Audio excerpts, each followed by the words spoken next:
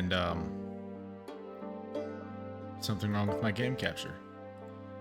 But nevertheless, there you go. Welcome back to another BeefTube Twitch stream. We're gonna be picking up where we left off last time with the life and suffering of Sir Brante. I'm just gonna go ahead and let it be known that if this game really starts to play with me emotionally a little bit too much, we'll have to get back to it another time. But I probably would at that point stop and play something else for the rest of the stream. Maybe some Kingdom Come Deliverance or something like that. Because this game is like really sad, you know, like, so it's very sad in some ways. Anyway, but let's continue where we left off from. We were in chapter 1 of childhood, I guess, still. Even though I was pretty sure we had progressed to adolescence.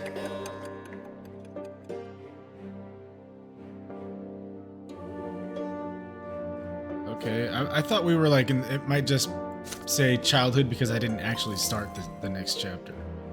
Okay, yeah, that's exactly what it is. Okay, so we left off right after the after we received our sacrament. Me and my brother, my younger 3-year-old brother, we both got whipped with a whip really hard. And I had refused to kneel for it because I'm like, let's be real here. I should be nobility. I'm not supposed to be a commoner like half of my family is apparently. And I felt really bad for my younger brother because he was only like 3 and they gave him the same treatment. And he was so confused. But yes.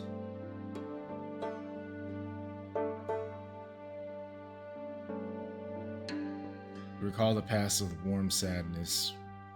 I already read all this last time, but I'm just... So yeah, our younger brother's name is Nathan. And he was only 3, and we both got the same treatment on the same day.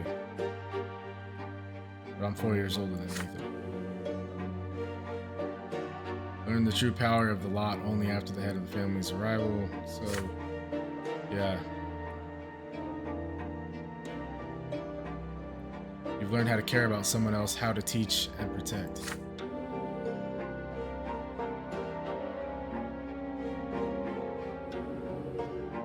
Alright, childhood years are over.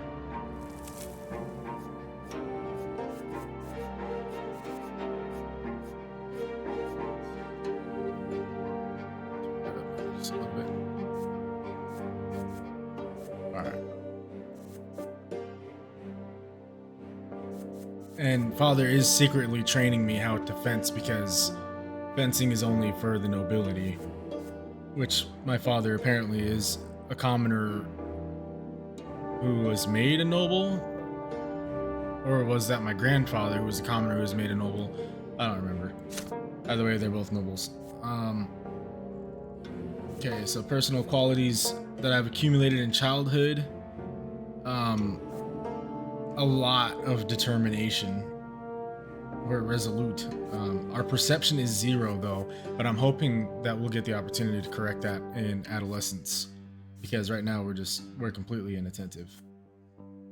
We've got lots of determination though. That's been nice. Willpower fluctuates up and down quite a bit. And we've suffered 0 deaths in childhood, so that's always probably the easiest to avoid doing so in that chapter. I mean, outside of not being able to choose anything that causes it. I was growing up fast.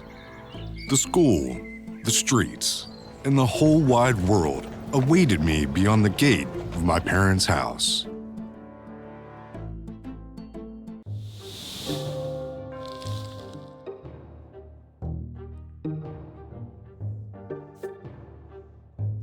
Chapter 2, Adolescence. Okay, what do I do now? Oh, let's click. You lived in this world for 8 years now. As you grow older, life grows more complex. So I'm 8, and they're considering me an adolescent. The world of your childhood was limited to your house and family, but now that realm is expanding. It also includes your neighborhood, the nearby houses, the streets of the ancient city of Anazot. A question now looms over you, growing more pressing with each passing year. What will your place be in this vast outside world?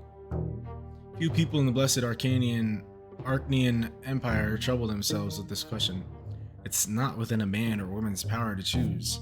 Their destiny is predetermined by their birth and those who bore them. And yet your peculiar birth has granted you a choice. Your father is a man of nobility, a worthy example in matters of duty and honor. Your mother is a commoner of lowly estate, humility, and patience made flesh. And your sky is ablaze day and night with the light of the shining pillar, the beacon of the clergy. Your back bears the mark of the lash. Will you accept the drudgery and suffering that is the lot of the lowborn for your entire life? Or will you follow in the footsteps of your father and your father's father and fight for the right to serve the empire as a noble of the mantle? Perhaps will you follow the twin gods' word and offer spiritual guidance to others? The answer lies out there in the vast, terrifying world. What awaits you beyond the walls of your home?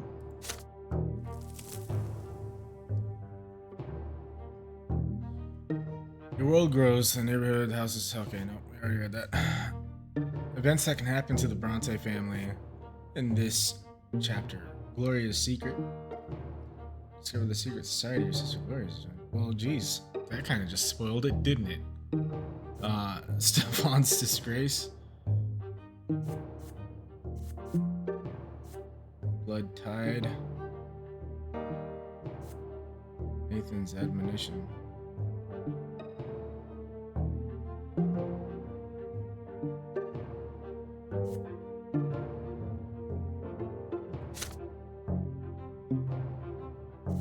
Matters of the heart.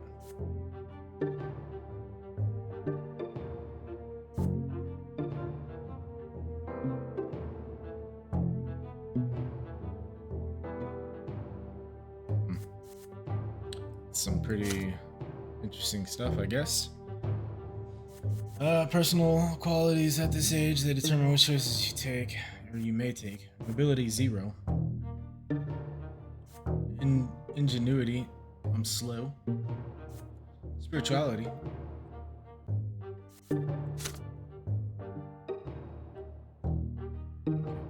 Our willpower carried over from childhood. Sections that open in this chapter: the relations screen, province screen, map of the empire. So we've got relations. I have no relations yet. Map of the empire. Interesting. So this is Arcania here.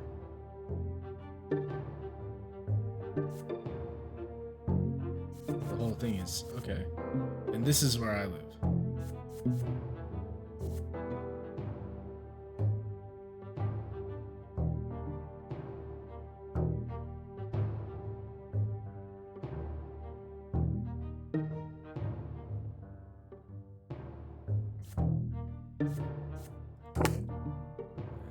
Province. The overseer is Archduke Leonidas. Patriarch is Fotis. Overseer in power.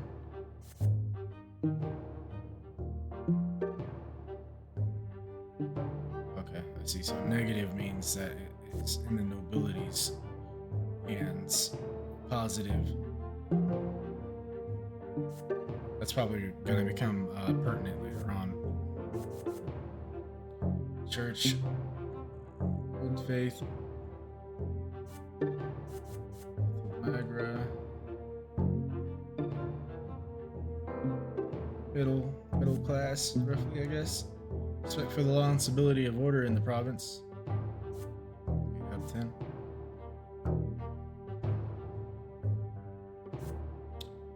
All righty then. Let's go back to over. Alrighty then. 8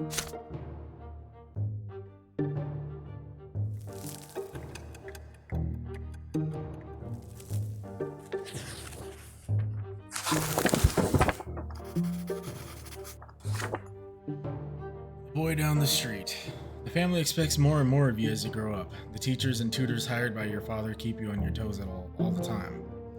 Your life these days is dedicated to studying for your future, for the future of the Brante family. Your younger brother Nathan keeps growing up too. You can hold a conversation now. You never refuse him when he comes to play, provided you have a bit of free time between your demanding lessons. It is rainy today. Father and mother have gone to a ball and they left Nathan in your care.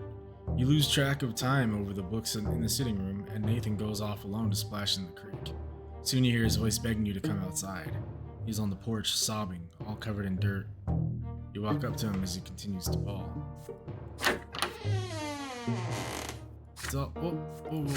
It's all that kid. He pushed me into the ditch and called me names. He said I was a fancy pants fool. I said I'll call my brother. He's still there. You have to go punish him, Beef. Nathan points out a lopsided wooden house further down the street where the poorer artisans live. You see two boys lingering there on the porch. They are clearly both commoners, but far from poor. One of them is almost as tall as Nathan, and he frowns in a funny way, just like him. The other looks older, almost your age, but he is more broad-shouldered and taller. His name is Thomas. You've heard it before. There, Beef, that's him. Nathan points at the younger boy and hides behind your back. Thomas grins and rolls up his sleeves to reveal strong forearms. He must have been helping his father with manual labor for quite some time. Alright, so he's kind of buff looking, but does he have the mindset for a fight? Listen up, rich boys. We don't give a damn about you or your friendship. We don't let nobody call our home a stinking rat hole. Your little brother earned his ditch dive. Maybe next time he'll dress normal and stop picking fights with people who can throw him in the mud. I mean, your hands clenched into fists before you react. Nathan called them names first. No wonder they did the same. That's how it goes, but pushing your brother into a ditch is too much. Thomas stands tall and confident. He sees no threat in you. You're about to get ready for a fight when you feel a tug on your sleeve. You turn your head to see Nathan, the one who started the whole mess.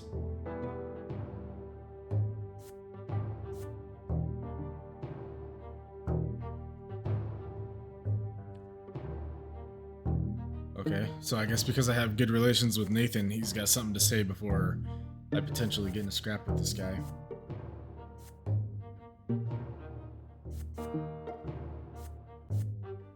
Let's listen to what Nathan's got to say.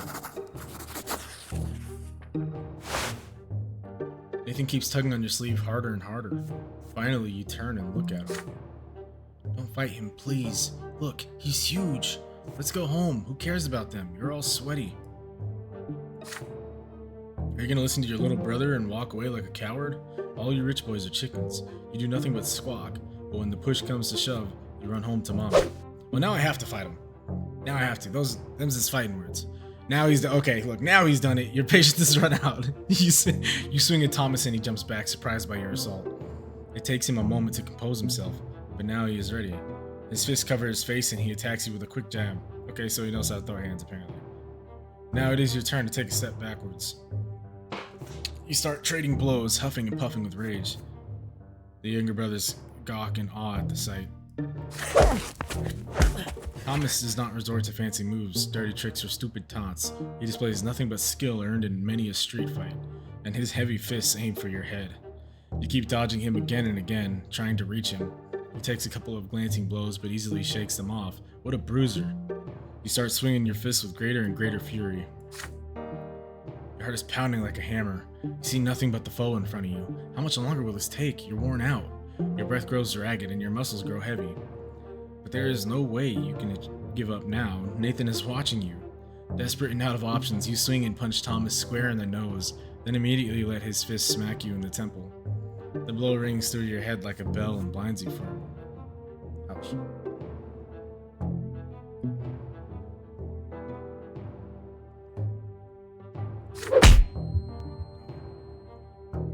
The world swims before your eyes. You clutch at your head to get your bearings. Thomas is standing in front of you, blood dripping from his nose. You no longer want to fight it out, and it seems your opponent would rather end it too. That's a good way. But you keep standing there, eyeing each other angrily. Then suddenly you hear an angry shout right next to you. An enraged man in a craftsman apron is shaking his fist. Thomas's face contorts in terror right away. Oh shit, he's gonna get in trouble. It's my father! Run! Well, like, where's he gonna run to? He's gotta sleep there, you know what I mean? Like, what? The punishment for fighting is flogging, and the mere prospect of that makes you run like the wind. Thomas sprints in front of you. You dash across the rotten wooden planks of the back alley, up and over a lopsided fence, across a giant puddle in one leap, and then forward into the tall grass. You hide there and stay quiet. You hear no sounds of pursuit. You exchange glances with Thomas and start laughing. His laughter is loud and infectious, but soon he cuts it short and grows sadder. I'm gonna get flogged anyways. My dad's always quick to give me a beating, and then he'll start nagging me about the lots and the prayers for days like he always does. Why do I always get myself mixed up in this stuff? But fighting's the only way to prove you're worth anything, right? Yeah, that's what I'm saying. The adults didn't see you fighting. You tell them, so all you have to do now is convince them you weren't. Nosebleeds happen, right? Mother gets nosebleeds all the time. What's wrong with Mother? Well, we could try it. That's foreshadowing. Yeah, let's not even do that right now. I can't right now. Well, we could try it. Let's hope our little brothers don't tell on us. I'll talk to mine. There's a scratch on your head. Don't let them see it. Good thing I didn't hit you in the face. There, good as new. You assure him that Nathan will never tell, and in return, you'll make sure he behaves himself so he won't get tossed into the ditch again. With that, you shake hands with Thomas. His handshake is as strong as you would expect based on his fist. You make your way out of the tall grass. You need to leave before Thomas's father goes to your family and complains about you breaking your lot. Come to a realization on the way back. You had no idea the place where you were hidden even existed, and it wasn't too far from home. Thomas smiles in excitement when he hears this. Oh, I know lots of places like that. I'll tell you what. If we get out of this mess today, I'll show you the way to the old fortress wall. It's the perfect place to build your own fort. I dragged a bunch of wooden planks there. Too bad it's no fun to build all alone. My brother never helps. He just gets in the way. Nice. I mean, yeah, that ended like a classic childhood brawl, really. Now I got a new friend.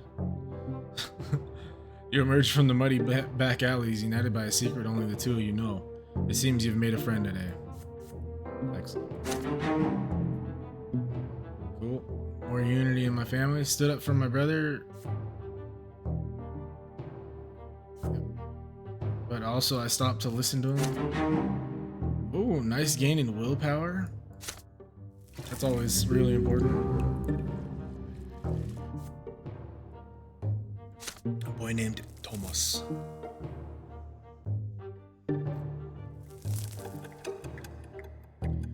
Alright, 11:27. I'm 9 years old.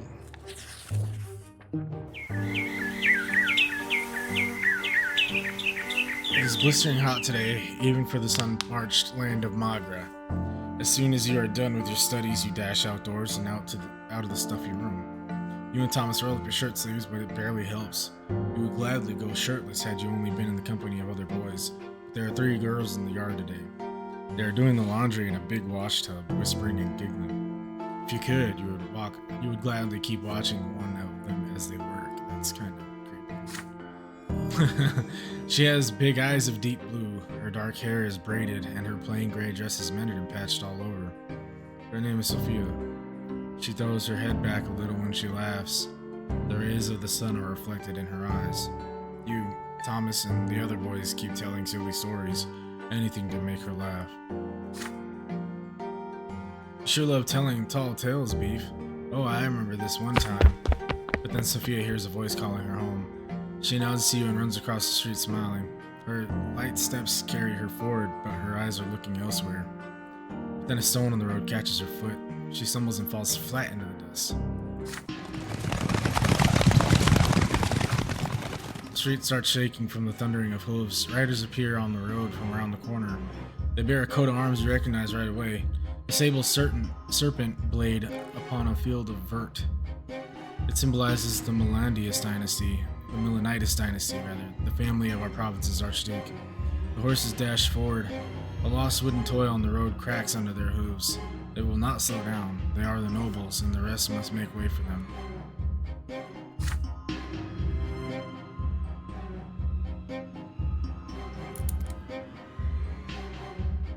Well, first difficult decision popped up pretty quick, huh? Sophia is in their way, just now starting to get back on her feet. Her mother is crying for her desperately from behind the fence door. You freeze in terror. The riders surely see the girl. Are they going to stop? Or are they going to trample her? In only a few moments, the beautiful girl will be toppled, trampled, and crushed.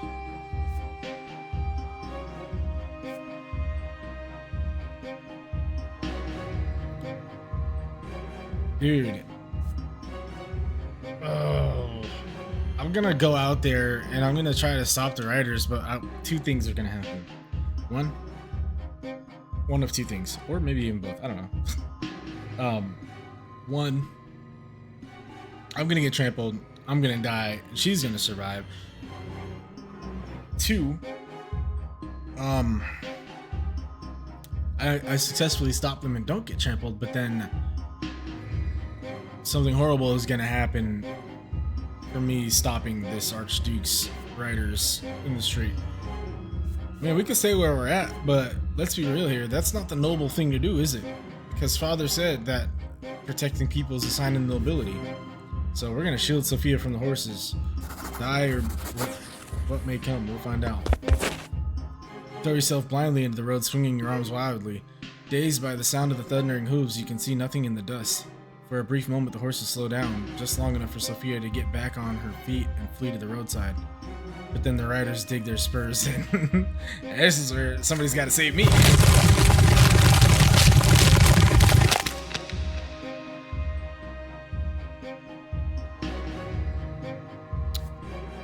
I died. First death. Fall into a pain that embraces you like a soft feather bed. Feel light, free. There are no restraints, just a warm glow that envelops you in its secure embrace. The waves carry you, their touch is soft. They delicately enshroud what was once your body. It is a feeling unlike anything you have never experienced before. Something absolute and complete. Touch something greater, the reason behind everything, the reason for your very existence. You were sculpted from this light. It was the first thing you ever felt. The boundless and sincere unity of the diverse. The beginning was a spark that cast this light in all directions, and now you are here again, one with the beginning of everything. The light gleaming from you resembles the light of the shining pillar. You still see it, in the north, as always. The waves of light carry you to two figures. The elder is nearest. He is ready to accept you. He is quiet, wise, kind, and pure. The younger waits further back. Do not know what he is yet. The waves pause at the elder's feet. He leans over you and plants a feather-like kiss on your forehead. The kiss spreads all over you. You are filled with unparalleled delight and bliss. You exist. You are unique. There is no one else like you. You know this, and they love you. You will never be alone. You are part of them, a part of your family, a part of this universe.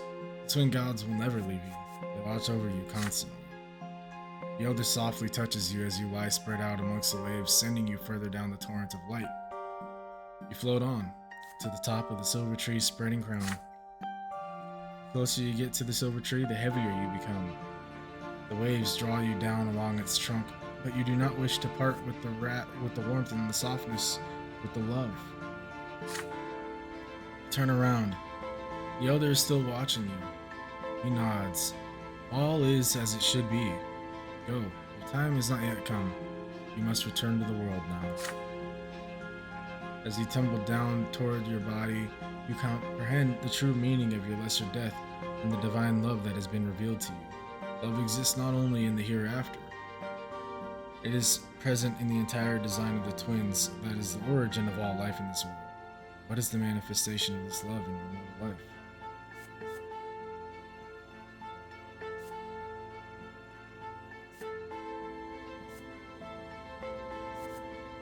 What is the manifestation of this love in your mortal life? Weird.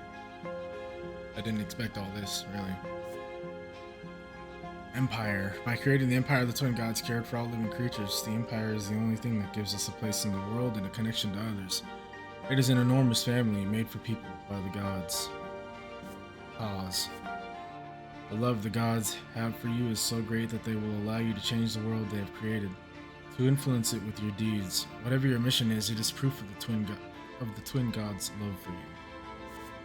Lot. The gods give you a clear mission in this world, thus gifting you your very being. This is a manifestation of their love for you and for all living things. Self. What could be a stronger manifestation of love than your very existence? Your very emotion, every thought, every action exists by virtue of the love from which the twin gods created you. Family. Love always lives in kindred blood. You share the miracle of life in the universe with your kin. Your family is what you are given upon being born, and what you leave behind when you depart. Or I could just remain silent. What's up, Cap? I'm doing alright. Just got trampled by a bunch of horsemen. You know, just a little 9-year-old boy. You having a good night, man? I'm thinking the manifestation of this love in my mortal life is cause.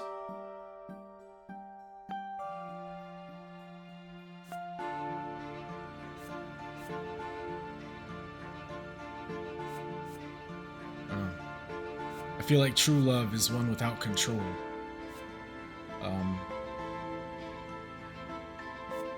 It is okay for love to have expectation, but for love to have control, I feel like that's a completely different situation. So I would say that the manifestation of this love in this mortal life in this game is cause. They would allow me to change the world they have created, to influence it with my deeds.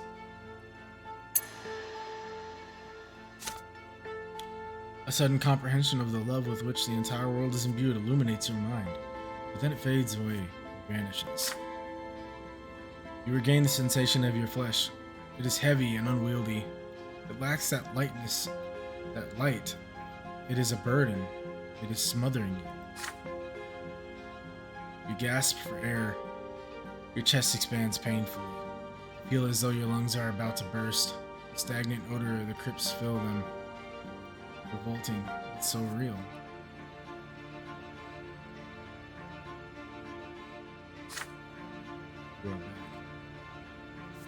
So I'm dead and buried and they just bring me back like that? Okay.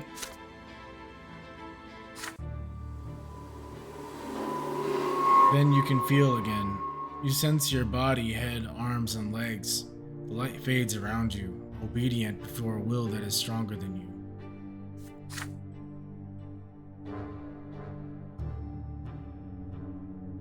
You return to the world. Such is the law of the twins. You will return to the world until the time of your true death.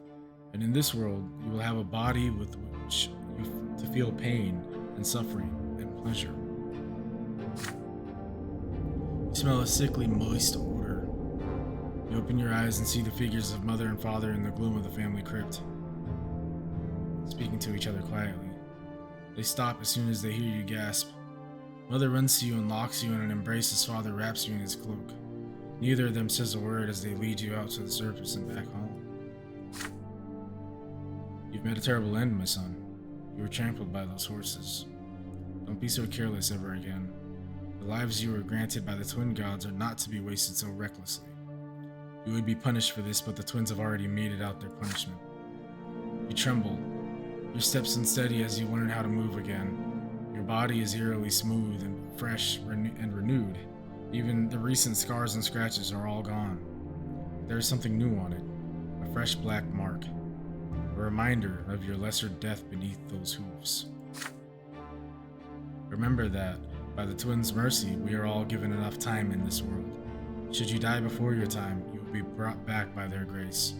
For 3 times, they will rescue you from a terrible fate, but the fourth death is true and final for all. Every loss of a life we were granted at our birth is a heavy blow to us, but the gods told us not to mourn a lesser death, and so we will humbly accept this and move on. See, your body has been reborn anew, with all your wounds healed. Do not mourn your loss of life, my son, but thank the twin gods for their justice. Do not speak of this, and do not ever play by the road again if you wish to keep on living. You cautiously go back outside the next day. Children from the neighborhood surround you. They all saw you get trampled, and now they all ask the same question. What was it like to die? Thomas rescues you from the pestering. He pushes the motley crew aside, hugs you, and pats you on the back. Look at you, buddy. You gave an entire life to keep a girl safe. Then you see Sophia. She is standing nearby, shyly working up the courage to walk over to you. Soon she finally approaches you and begins speaking rapidly. Beef, why did you throw yourself in front of those horses? My life isn't worth any more than yours, so why did you think that? You weren't supposed to die there. It was all those riders' fault. They deserved to die, not you. Her voice rises to a shriek. She suddenly stops and runs back home. What? You stay where you are, watching her run, the golden rays of the sun dancing in her braided hair.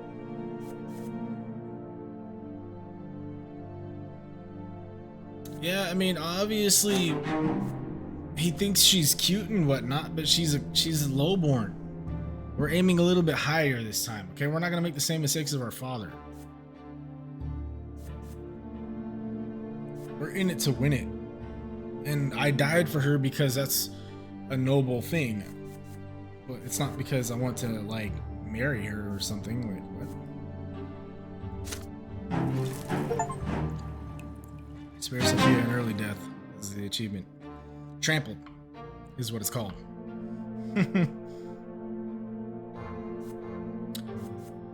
Great.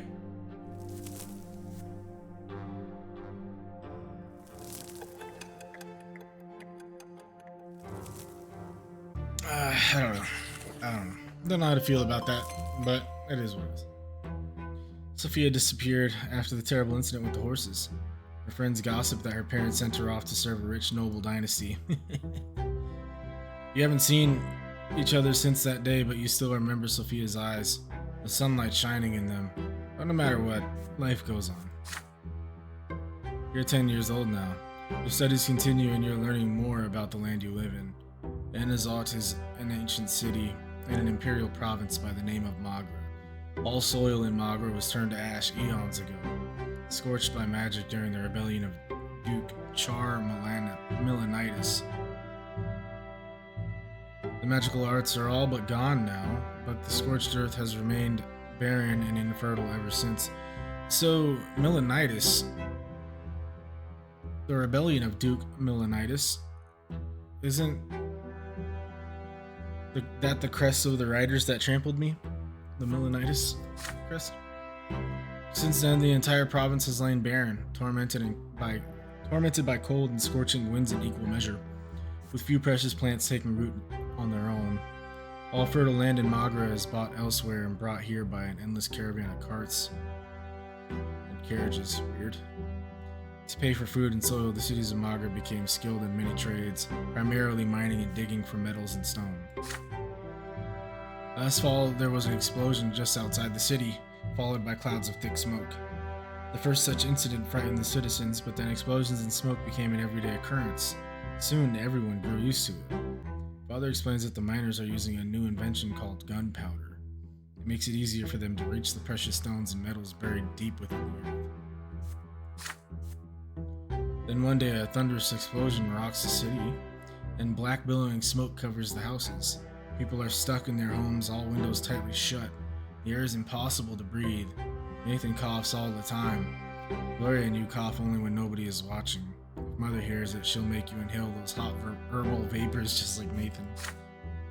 It takes 2 days for the black smoke to disperse. People pour out onto the street and meet their friends. Thomas is eager to share everything he knows about this incident.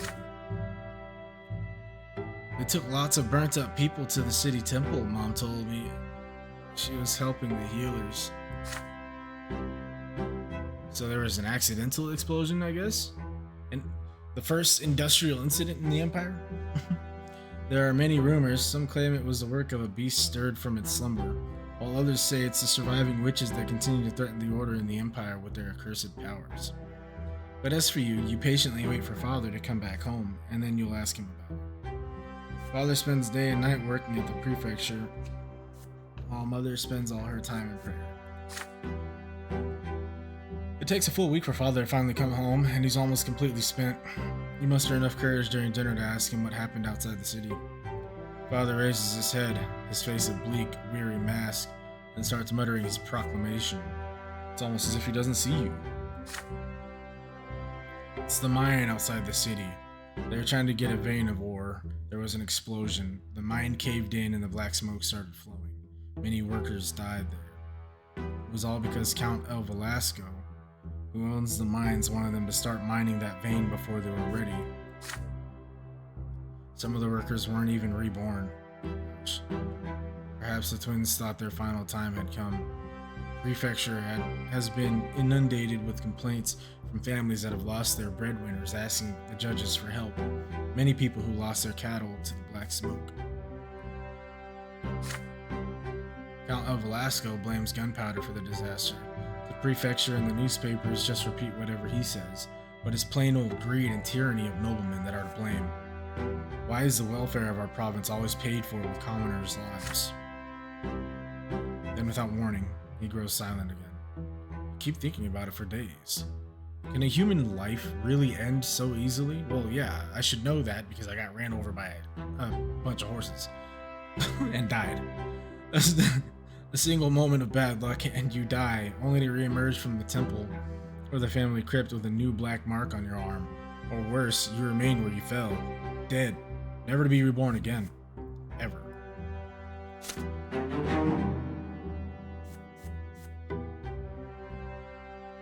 Okay. So order decreased 1 and wealth increased 1. Oh. Alright. Gotta go stretch a Rooney in. Okay. Yup.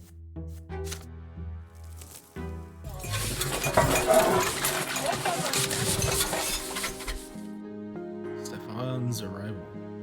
During lunch, Father tells you to stay home in the evening and prepare to meet some important guests. Your older brother Stefan will return home by dinner tonight. Joining him will be your grandfather, as well as a noble friend of the family.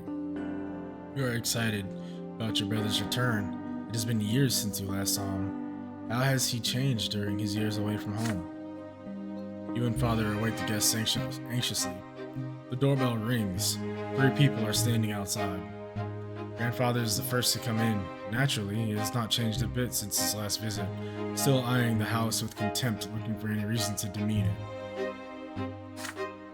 Grandfather is followed by a stately young man dressed in a jacket embroidered in silver, whom you barely recognize as your brother. Stefan casts a glance at your threadbare clothes and your dirty fingernails, and smirks. The last to enter the house is a personable gentleman with a worn-out, wrinkled face. You've heard a lot about this man from father and grandfather. He is Baron Augustin Elborn, Stefan's uncle, a family friend and the province's prefect, which means that he is the head judge and thus father's superior. Sir Elborn smiles lightly and offers you his hand. This must be your younger son, Beef, yes? You have your father's eyes, young man. Father bows slightly to grandfather and Sir Elborn, but there is a moment of quiet when Stefan's turn comes. Father reaches out to him awkwardly, expecting an embrace. There is a question in Stefan's eyes as he looks at grandfather. The old man shakes his head almost imperceptibly. We noblemen oughtn't put our emotions on public display, Father, not even after a lengthy separation. There is no embrace. Instead, Stefan nods to Father curtly. He responds in kind, his face devoid of emotion. After the greeting, you proceed to the sitting room. Elborn is the first to enter. He kisses Mother's hand and Gloria's too, and tussles Nathan's hair after he sees him hiding by the table. Grandfather acknowledges them with a glum nod. Greetings, Lydia Brante. I remember you were kind to me when I was but a child, and you must be Nathan. You could barely walk when I saw you last. Why is he acting like that? Like Nathan's his brother too. Your elder brother ignores Gloria completely, and that's his sister. Not even a greeting. Proceed to the dining room in a dignified manner and take your seats. The dishes smell delicious. They merely punctuate the overwhelming tension at the table. Elborn is the only one with a friendly smile on his face. The dinner is splendid, Lydia. Did you choose the dishes yourself? You have a truly refined palate. It warms my heart to know Stefan spent his early years with you. Womanly care always does a child good, no matter the estate.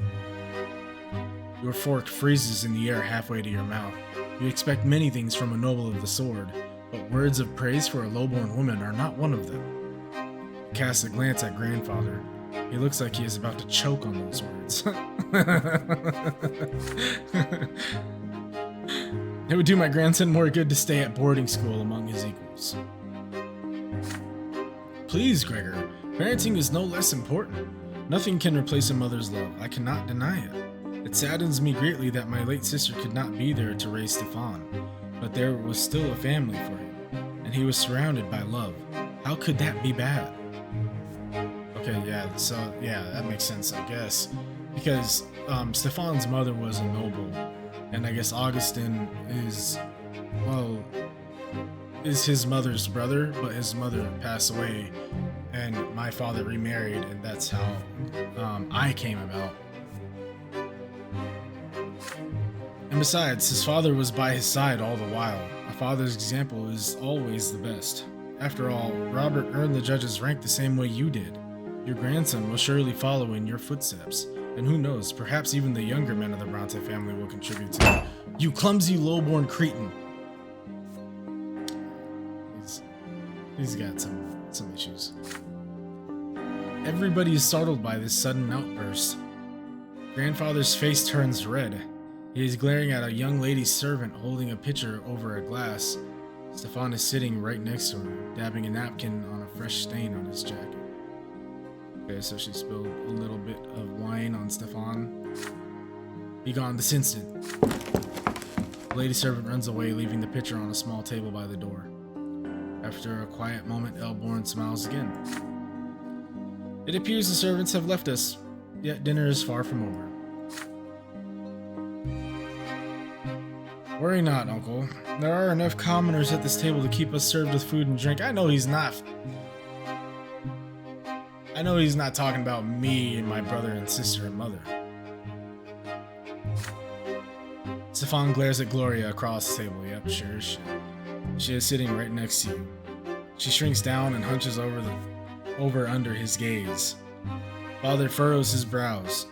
Mother covers her mouth with trembling hands. Grandfather sneers. Stefan's gaze does not move. The silence lasts far too long. Then she starts to rise from her chair. If the Brante gentleman so wish it. Your hands clench into fists under the table. How can he bring himself to humiliate his own family, his own mother and sister like this? It is all Grandfather's doing. Stefan could not even bring himself to embrace Father without his permission. And yet they are noblemen, and they have the right to act this way. If there is any way the sinner can become even more unbearable, you do not want to see it.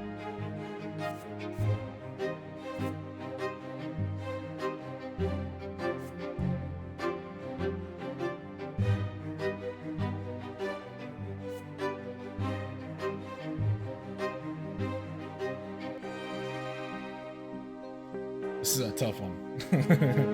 Yeah, this is a tough one. So we can insult Stefan, which is not advisable probably.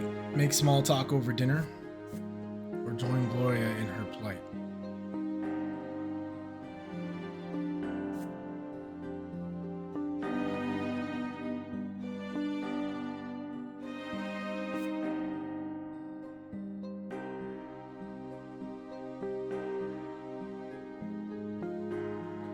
It's tough because I'm in front of other nobles, right? So, and really for me, I'm trying to impress grandfather.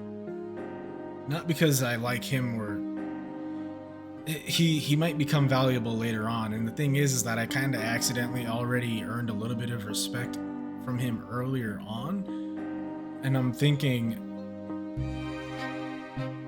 yeah, I don't know, it's a tough one. And plus with that other the prefect sitting at the table as well, I don't want to behave like a commoner. But at the same time, I really hate how they treat Gloria.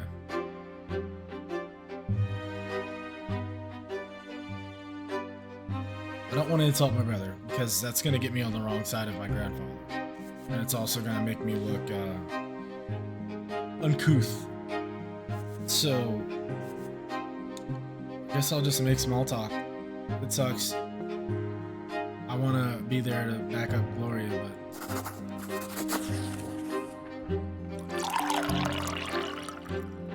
Moving stiffly, Gloria takes the wine pitcher and starts refilling the glasses.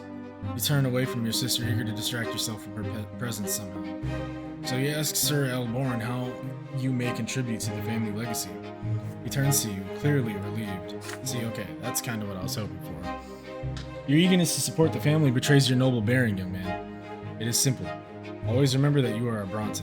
Your family has a path of its own.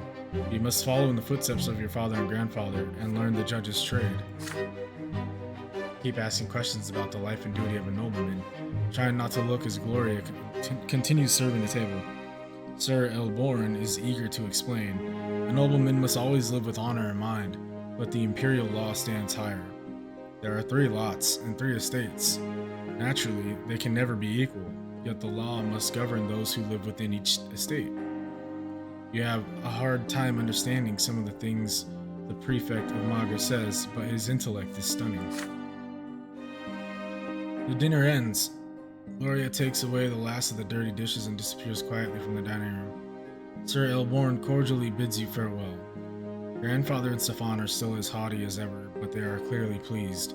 Pleased with what, you wonder, the dinner or Gloria's humiliation? Then you go to sleep. Your sister is sobbing in the next room loud enough that you hear her. Alright, so we gained one more relation with Gregor because we decided to not... That's kind of what we were hoping the outcome here would be.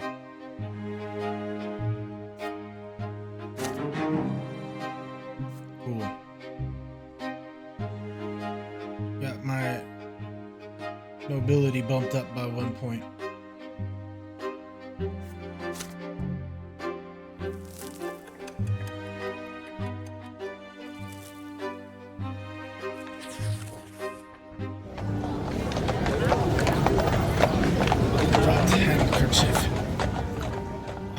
Dry wind sweeps through the city from the barren lands around it.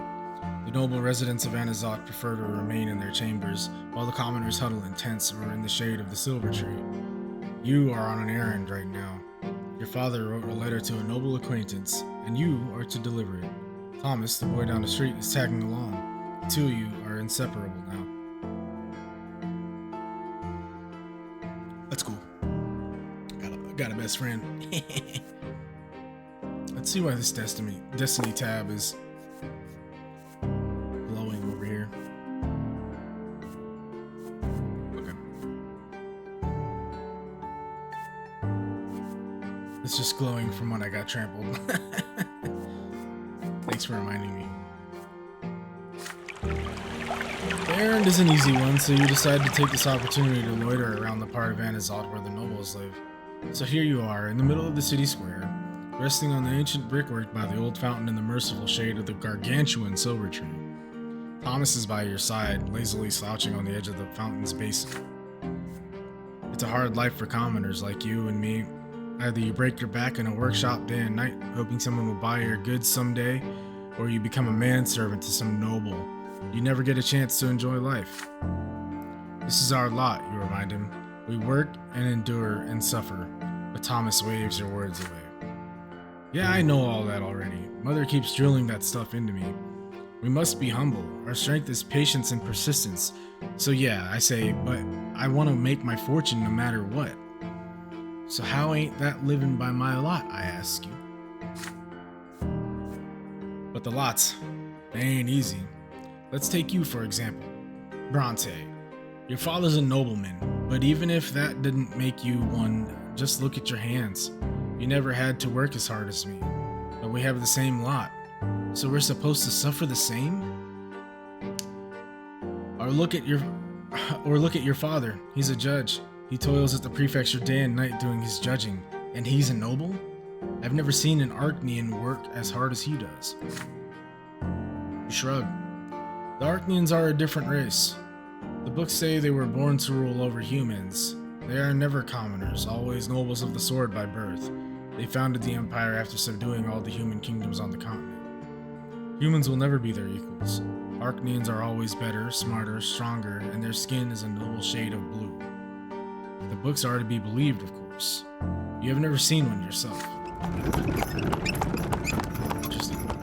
Alright, Captain, I'll see you, man. Catch you next time. Your idle chatter is suddenly interrupted by a rugged-looking guardsman dressed in black and green.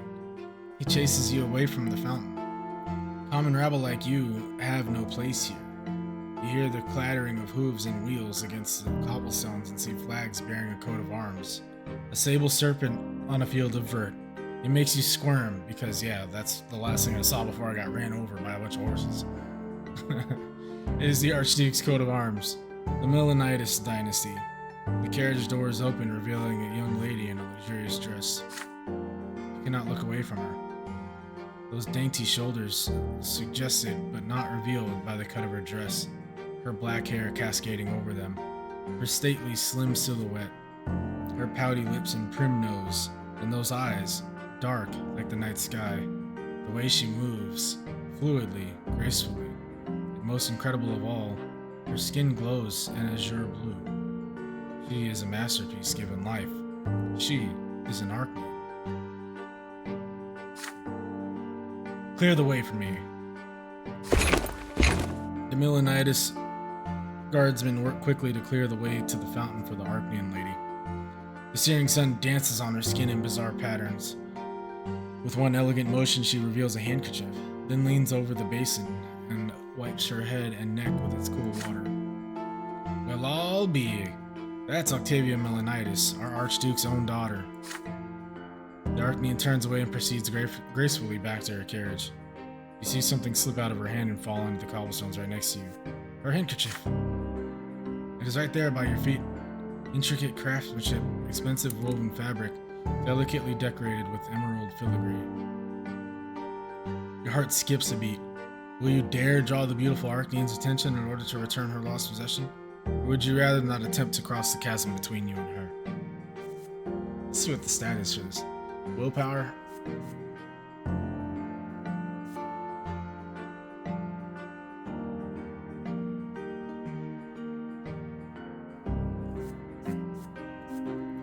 This is kind of a weird one.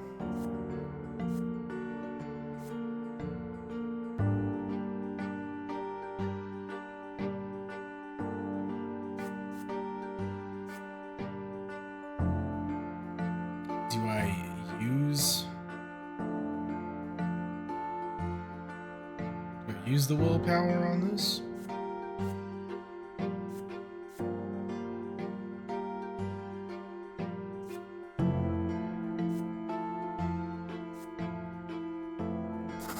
I feel like the last thing I want to do is get caught with one of her possessions, really.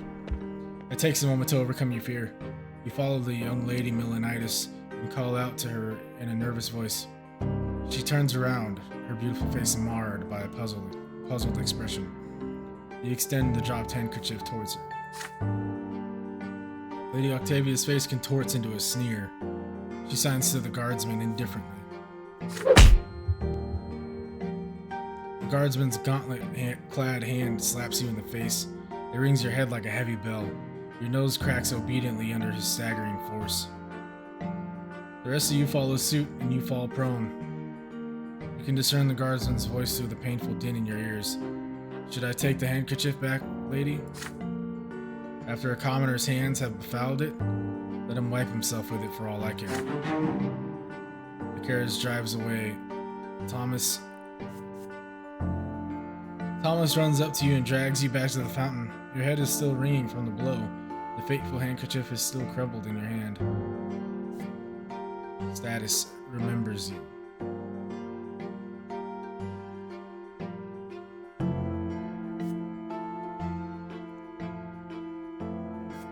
Okay. Well, you know, I guess better to have been slapped and keep it than... Stupid. Matters of the heart. Experience first love is the achievement. That's great. Yeah, that was very romantic.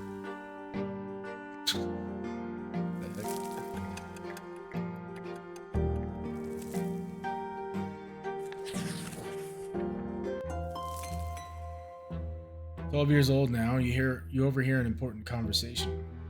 Quorum decree. It is a spring night and Mother has just sent everyone to bed. You walk past Father's study and hear voices coming from beyond the door. Grandfather is yelling and Father is replying quietly. The older Brante men are fighting, arguing about the place of the commoners in the city. You sneak outside to avoid Mother's attention and hide next to the open window of the study. Perhaps they'll mention you too. That low-life idiot had the gall to pay me a visit and beg me for some service. He had the insolence to ask me outright. He thought I was going to support his claim for the chairman's seat in the lesser quorum. How dare he? Father, please listen. Mayor Egmont may be lowborn, but he carries a lot of clout in Magra. He owns 5 iron mines. Nice. A friend like him could be quite useful should he become the chairman of the lesser quorum. I don't give a darn who this Egmont is, Robert. What he is, however, is lowborn. His lot is humility and obedience. The like of him can never rule anything. They're nothing but a flock of sheep that need a firm, noble hand to guide them. I wasted so many years trying to quash that quorum decree. But that accursed Cornelius Tempest did everything in his power to make the Emperor sign that pathetic screed. And now even lowlifes can wield power. True power, Robert. Just the right to discuss the size of the Archduke's tax, nothing more. That is only the beginning. What's next? Are they going to arm the lowlifes now? Make them into judges? If the Empire rejects the foundations and the lots, the entire edifice will crumble. Bah, who am I telling this to? It is already crumbling. You, my son and heir, are a harbinger of its destruction. Father, I am begging you. I do not wish to marry a third time. Lydia is a good wife and a dutiful mother to my children, if you would only allow her to. I will allow them nothing, neither Egmont nor that freeloading wench of yours. What will you want me to do next? Live by the laws of the lowborn? I can already see where this is going, and I'd rather run my own sword through my gut than live in a country where nobles and lowlifes share the same rights. My only dream is to see the name of Brante in the Blue Book, but that dream will never come true. They will never call me Venerable El Brante. And it's all because of this marriage of yours. My only hope now is to hear Stefan addressed in such a manner one day. Thank the twins I didn't let you ruin the boy. He's about to grow up a true nobleman. His children will bear the name of El Brante. You have 2 more grandsons. Those spineless milksops from the common lot? They're incapable of anything. The best your middle son could do is sneak into the Imperial College and get ennobled by the mantle, although I have grave doubts about even that. As for the downtrodden Nathan, I hold out no hope for him whatsoever. Okay, so that's, I guess, a revelation of our path, sort of. The best your middle son could do, which would be me, could do is sneak into the Imperial College and get annulled by the mantle, so that's how we can do it. You hear grandfather's heavy footsteps, the thudding of his cane, and the slamming of the door. It's time to sneak back home before you're discovered.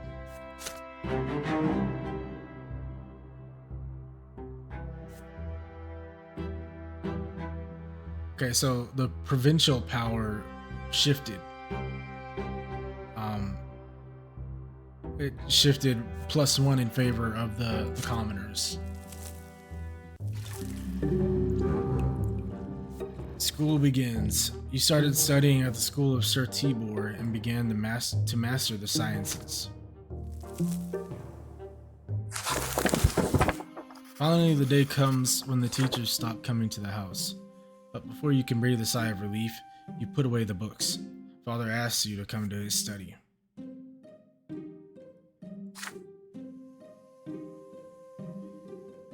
You've grown, my son. It's time for you to continue your education away from home. I've chosen a deserving school for you. Sir Tibor's School for the children of noblemen and well-off commoners. Naturally, it is not a boarding school for nobles, so you will study there during the day and come home in the evening. You share the news with your best friend Thomas. Cool. So I'm getting accepted into a fancier school. Not a truly fancy one, but something decent. Sir Tibor's school, eh? Yeah, I gotta ask my parents to send me there too as soon as they get the coin together. Father says his workshop has toiled day and night for years to save up for my education. The school is based in an ancient estate of Archnean design. The classrooms are tall and spacious, with massive benches.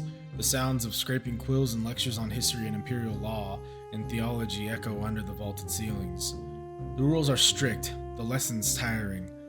Restless Thomas keeps getting distracted, and several times he gets his hands slapped with a stick for it. Every teacher demands flawless mastery of their subject. Every day, Father asks you about your studies. You have already told him twice how Magra joined the Empire and how the nobles' court of honor is different from the commoners' civil court in the city prefecture. The Father keeps pressuring you to work even harder, okay? So let's keep that in mind, maybe? Nobles' court of honor is different from the commoners' civil court. Sounds like it might become pertinent. I don't know. Maybe it won't. When it is time to go to bed, Mother will not let you go to sleep until you recite a newly learned prayer for her. And when it is time to go to school, you promise her every day that you will behave with great humility and steer clear of insolent behavior of any kind, for you still live by the commoner's lot, and that lot is hard work and suffering. Your first month in school draws to a close, and the teachers announce that there will be exams at the end of the month to determine the best and worst students in each subject. Father insists that you devote all your spare time to studying law and history if you wish to follow in his footsteps. But when you speak to Mother every day, you start considering theology. You still remember the revelations and divine visions that came to you in your earliest years. You have only one more day until the exam. You have locked yourself away in your room. It is already getting late. Your desk is covered with handwritten notes surrounded by leather-bound books. Just looking at them makes you queasy, but you have to read through all of them again, at least for one of your subjects. There is nagging thought on your mind. Thomas ended up in big trouble the other day. He got in a fight with several boys who lived next street. They heard about your wooden fortress and got in an outrage by the fortifications built by the commoners. They swore to dismantle it tonight. Thomas swore he would defend the fortress until the end. Perhaps he should abandon the books to rescue the friend in need.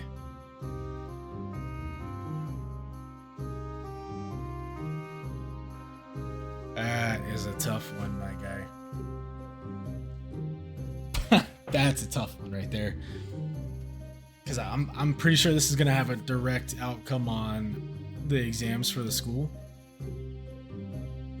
Whereas Thomas is an excellent friend. Then you hear your little brother Nathan knocking at the door. He stands there shyly, not saying a word.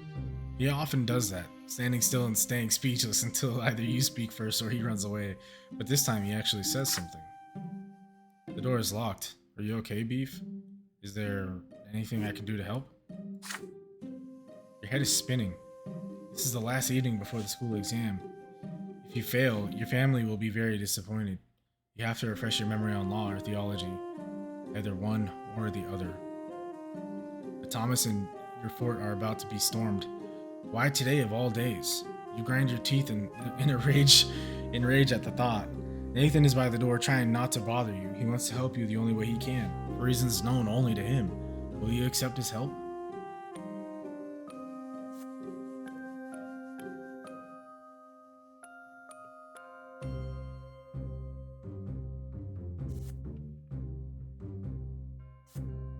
It's 4 decisions?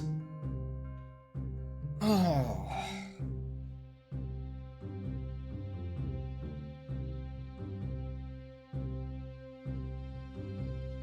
Let's think about this.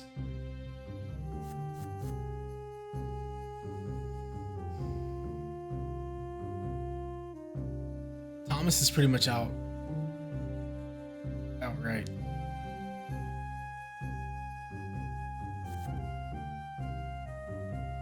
But also, I feel like my siblings, especially not Stefan necessarily. Screw that guy. But I feel like Gloria and Nathan are really important.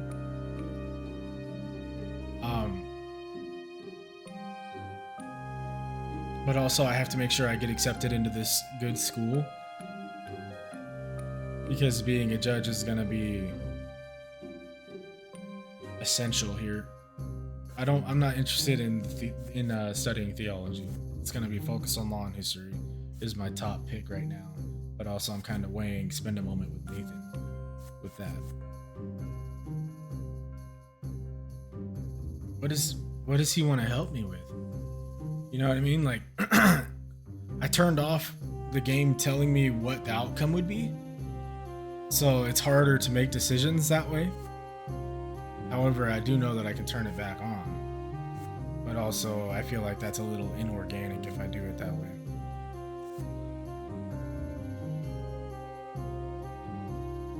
I'm gonna spend a moment with Nathan. That I can do because I don't feel like it's gonna take all night. Whereas going to go help Thomas, it sucks. I wish I could back him up, but you know, I can rebuild the wooden fort. Like, it's not that big of a deal. Let the other kids destroy it, because I'm pretty sure they're not commoners. They're probably nobility, and so that's another fight I don't want. So I'm gonna spend a moment with Nathan.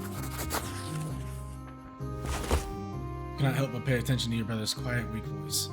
Push the books away. Nathan runs to you and wraps his arms around your legs. They should just leave you alone. I don't want you to get sick. Warmth emanates from his hands. You feel the burden of the responsibility thrust upon you fall from your shoulders. At last you realize something. You can make your own decisions rather than submitting to the will of others. You laugh at this realization and feel a new spring in your step. Nathan laughs with joy when he feels this. He takes your hand and pulls you outside. You've studied enough. Spend the rest of the evening playing with your little brother, teaching him how to build a watchtower out of wooden planks, sticks, and old rags behind the house. Nathan's success in construction leaves much to be desired, unlike his skill in covering himself with mud. Still, he is absolutely overjoyed. The morning comes. You barely have time to wake up before you are walking to the menacing edifice of the school. The entire day is a constant flow of questions demanding answers. You give satisfactory responses on law and history, although you are somewhat confused by the many technicalities and chronological orders. Your knowledge of the interpretations of the lots leaves much to be desired. Parents are dissatisfied with your performance. You know that you could have worked harder. Still, you believe yesterday was not a waste. Man, me and Nathan are getting close.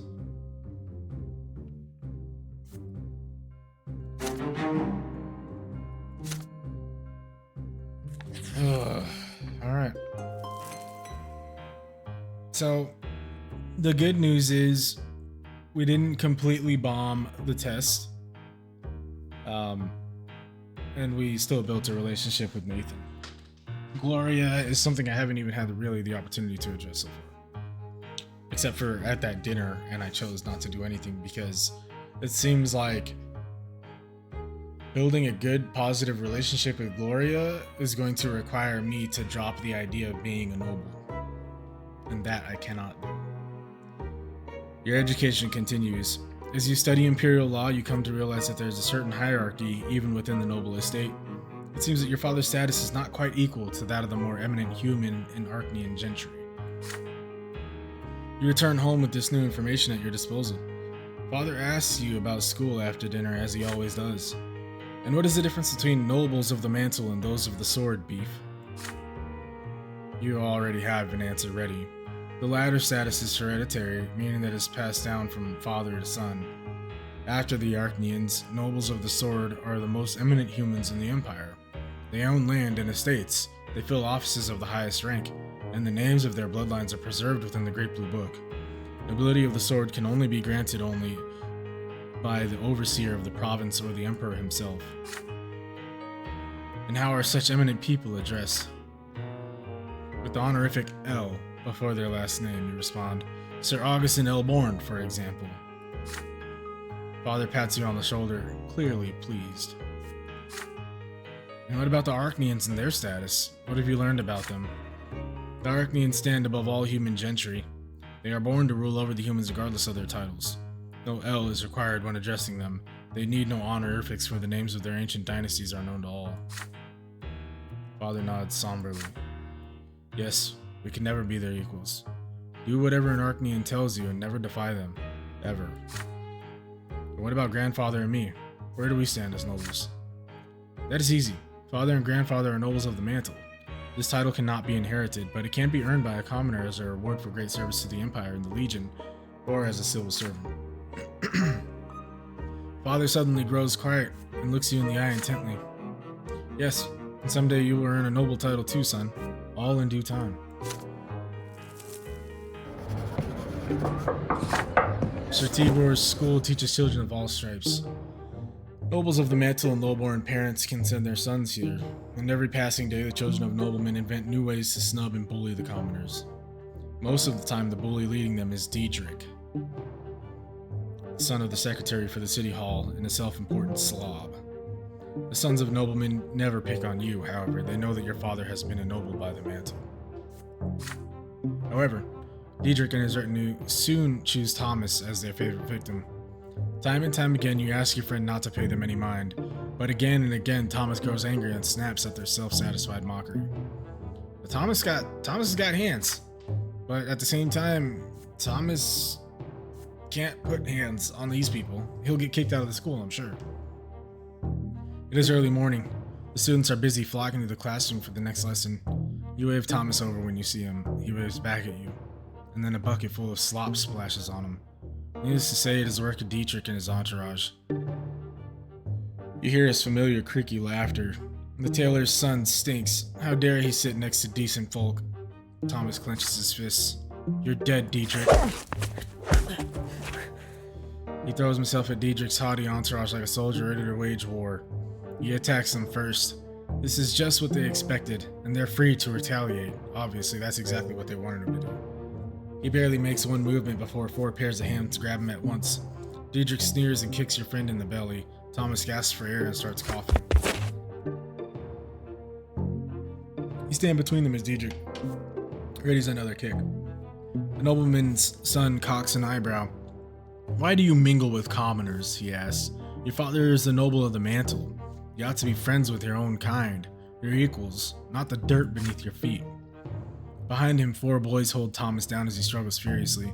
The other students are watching you, frozen in fear. Diedrich haughtily extends a hand to you. He clearly expects you to shake it. What will you do?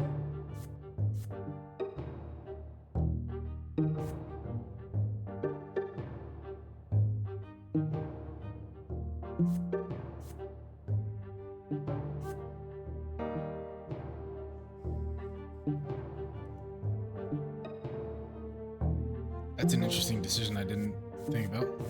Turn him over to the teachers. Admonish the nobleman's sons. Children of the parents who have been ennobled by the mantle still bear the commoner's lot. You know, that's a very rational thing to say. However, I feel like it's going to fall upon deaf ears because people like this Diedrich guy aren't, I wouldn't say they're not bright. What it is that a lot of times they don't care. You know what I mean? Like, they'll know about something like that and they've already probably thought about it. They've just decided it doesn't matter. But sicking the school authorities on them might help, might not, but I'll admonish the sons instead. Because I'd rather throw words than throw hands, you know what I mean? You make a speech, not to the lead bully himself, but rather to his retinue. How come Diedrich sees himself fit to instigate fights? His family may be higher in rank, but, like everyone else here, he has yet to take the nobleman's sacrament himself. The nobleman's lot is not yet his, so he is not yet fit to fight or rule, nor are any of you. The twin gods are ever watching over us, you add, and they are ever vigilant. Do you dare defy their will? Diedrich tries to retort. They've broken no laws, he says. All they've done is teach commoners the meaning of suffering. You call upon the knowledge gained from your theology lessons and easily pick his arguments apart. Every man's first duty is to follow his lot, and Diedrich and his friends lack the humility to accept that they are not yet true nobles. The hands holding Thomas down grow weak. There is a whisper among the students around you. You're right. The twins are always watching how we follow the lots. Diedrich's retinue quickly dissolves in embarrassment. He furiously orders them to come back and join his cause. But his exhortations are all in vain. There I go wording words again, you know? The other boys are clearly impressed by your words. The noble children will think twice before acting out again. Cool. I didn't put hands on anybody. I wasn't a snitch, right? And I still got the sympathy or the respect of, or gained some respect from my friend.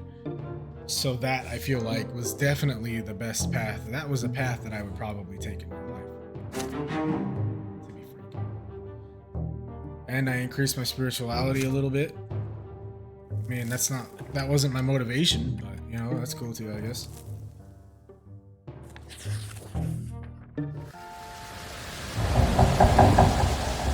Your theology teachers tell you more about Anazat. It is more than just the provincial capital. It is also a sacred place blessed by the gods. It is where the twin gods' first disciples spilled their blood. From that blood grew the sacred silver tree. Its enormous foliage hangs over the city. You see its branches in the sky every day, but you have never approached the trunk of the tree yourself. Today you will be taking your first trip to the silver tree. Class is visiting a service in the great temple by the tree's very roots. Thanks to your theology teacher, you and the other students will witness this landmark of the twins' advent up close. Everybody is excited. That sounds weird. Soon you and the other boys enter the slums surrounding the church district of Anazat. The roots are pulsating under your feet. They spread underground all throughout the area. Pathetic, cramped hovels and filthy streets surround the trunk of the tree. They are home to paupers, day laborers, and preachers. The people of the district bow humbly to you and point you towards the temple. They seem at peace despite the abject poverty in which they live.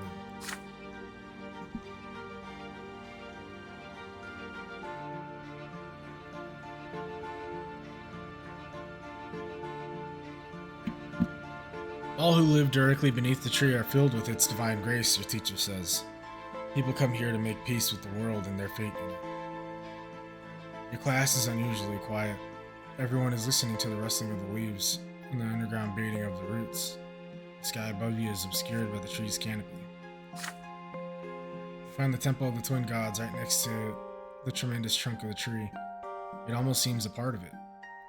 There is a crowd there, pilgrims dressed in traveling clothes, paupers and beggars, common people of the city, and the occasional well-dressed noble. There are arguments among some people who are gathered in separate small groups. Many people are wandering around, staring upward at the tree's branches.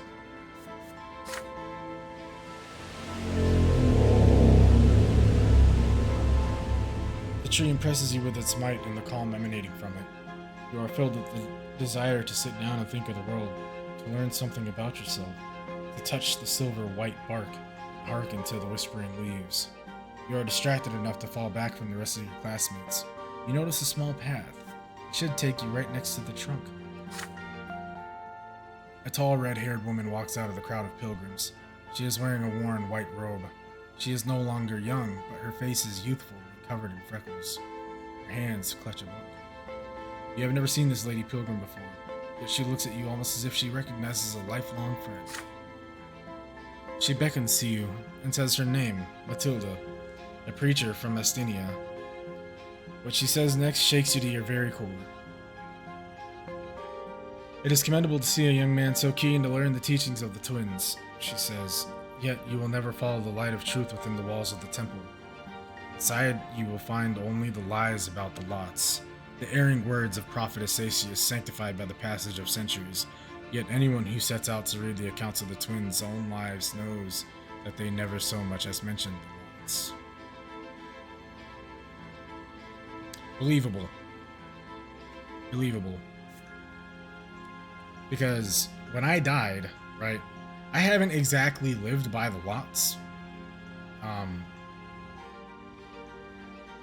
When I died, they were happy to see me, and they loved me, and I feel like this church and their whole sacraments thing is fabricated.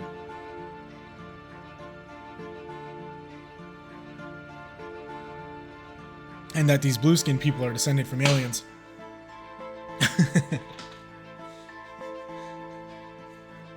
I mean, I don't know, really. We'll see. The red-haired preacher's words frighten you. They clash with everything you have heard from Mother, everything you have been taught at school. The lots are a lie? You freeze in fear. Should you argue with Matilda or ask her for more information? Or should you treat her as a madwoman and catch up with your classmates? You suddenly feel a small, warm hand grasp your own. You see a girl right next to you. She is just a little older than you, wearing a black dress, threadbare yet almost spotless. Her hair is covered by a handkerchief, with only a single golden lock showing. Your brown eyes are burning with rage, her hand pulling you away from the red-haired preacher. You stare in confusion at the strange young girl, your cheeks flushed by the sudden touch. There is just a bit of color on her cheeks too. But then she starts speaking to you quickly. Jean. Jeanne? I don't know. Don't listen to her, she's dangerous. Come to the temple with me. Only there will you see the truth. You stand there surrounded by the crowd of praying pilgrims and the sounds of shuffling feet, torn between two people you have never seen before, and each of them expects you to follow her. But all the while, you hear the whispering of the wind in the tree's branches. The branches reach out for you, almost as if the tree wishes to speak to you itself. You hear its voice?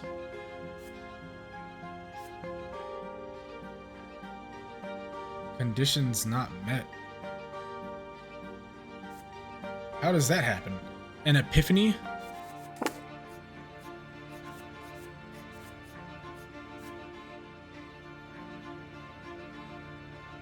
Experience the revelation. How come I can't? Okay. We won't put too much thought into that, I guess. Leave them and approach the tree. The tree knows more than any human. Stay with the red-haired pilgrim. Following the girl into the temple would take willpower.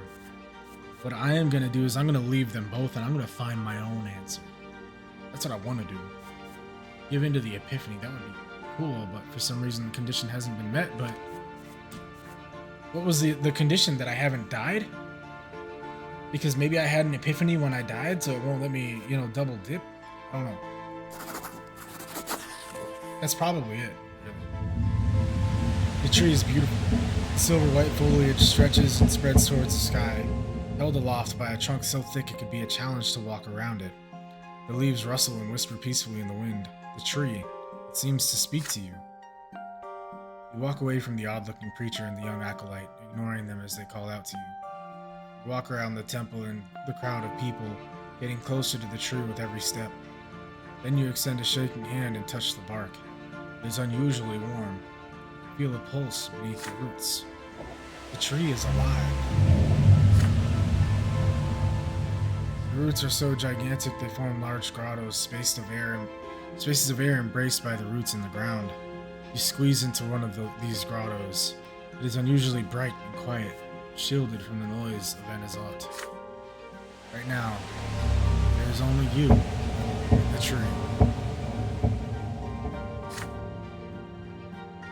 You sit down.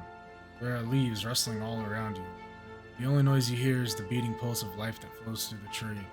And this pulse beats in time with your own heart. You feel clarity and calmness, free of doubt and frustration. The tree speaks to you, or are they your own thoughts? So strange, unfamiliar, eye-opening? These thoughts speak of soothing love and of crystal clear law, and of love and law intertwining to bring the miracle of life to you. You stop, slouching, and your frown becomes a light smile. Hours pass like fleeting seconds. I'm gonna get in trouble. You lose track of time until you overhear someone shouting your name. Glass, It is time to leave this grotto. The sun is setting over Anazot now. The day was quick to pass. Your teacher frowns, ready to scold you. You mumble an explanation and say you're ready to be punished for disobedience. Yet instead, the teacher nods in understanding. Keep looking back at the tree all the way home. Whatever happened to you today, you find it difficult to put into words. Wow, okay, my willpower is maxed out.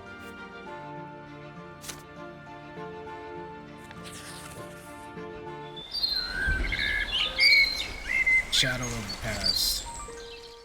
Another school day has ended. You are making your way home, still mulling over the things you learned from your teachers. The founding of the empire, the eternal and unshakable rule of a single dynasty, the 3 estates, each with its own rights. What an odd sort of order the world has, and yet so mysterious. At least it sounds that way when your teachers talk about it. Mother is waiting for you on the porch. She smiles gently when she sees you, and yet her expression still shows great concern. Father left on a trip to several distant Magran towns a few days ago. Since then, Mother has been trying to tell you something, but she seems uncertain. Son, could you put your things away and come pray with me? I'm pretty sure she's got like brain cancer or something, because they already kind of hinted at her having like some serious illness when he casually mentioned that his mother has constant nosebleeds or whatever when I got in the fight with Thomas. You join Mother in a prayer to the twins. She prays with fervent sincerity, her head bowed low, reciting the words of obedience to them and their greater design in a barely audible whisper. You repeat after her, just as she has taught you ever since you were a little boy. When the prayer ends, Mother sighs and turns to you. Beef, my son, you're 13 now. You'll be grown soon. It's time you learned about certain things that are important to our family. Difficult things. It's about your father and me. About our marriage. Gaze curiously into Mother's eyes. I'm sure you've wondered about this before. Your father is a nobleman of the mantle, so how could he marry a commoner with another man's child? But you see, Beef, your father, when his first wife, Amelia Elborn, died, it was a painful blow to him. He lost the will to live, lost all purpose. He felt like his own destiny was cut short that day as well. Then he met me. You know, the troubles I had in the past. I went to the prefecture as a petitioner to ask them for help, protection, and justice. Oh no, justice?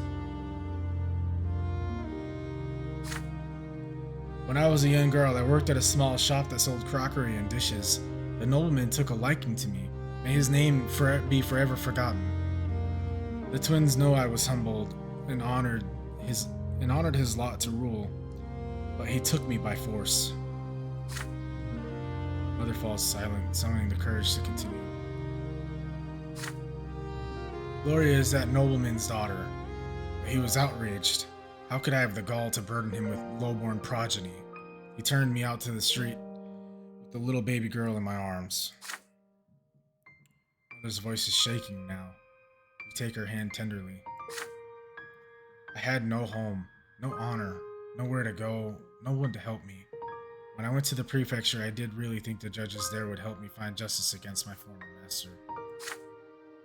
But when Sir Robert heard my plea, his eyes met mine, and I believe that, at that very moment, the twins themselves granted him the gift of their love.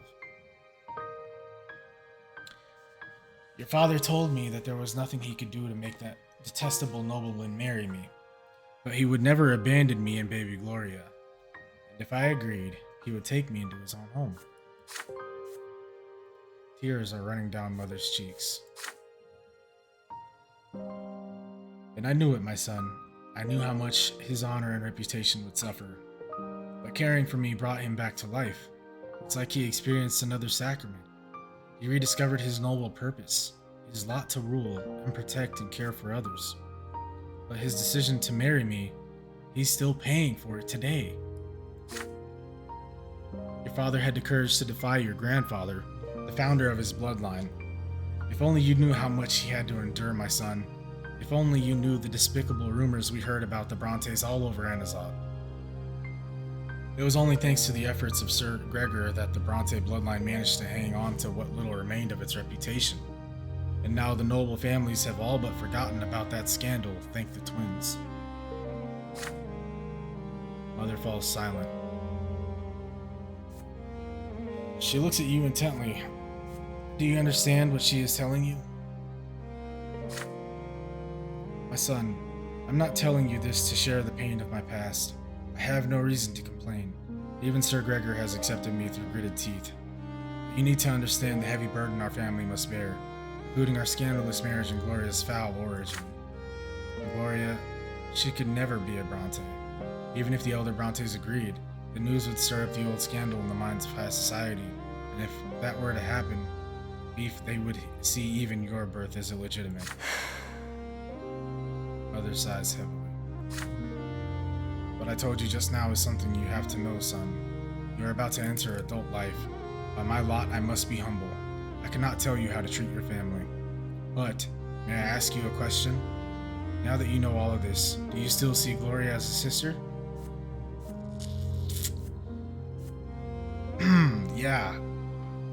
Yeah, that's a tough one. It's not actually at all. It's not a tough one at all.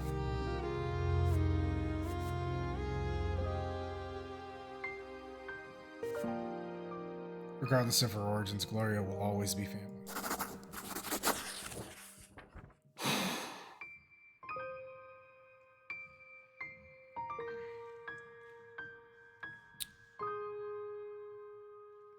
Filled with determination, you assure Mother that Gloria is and will always be your sister.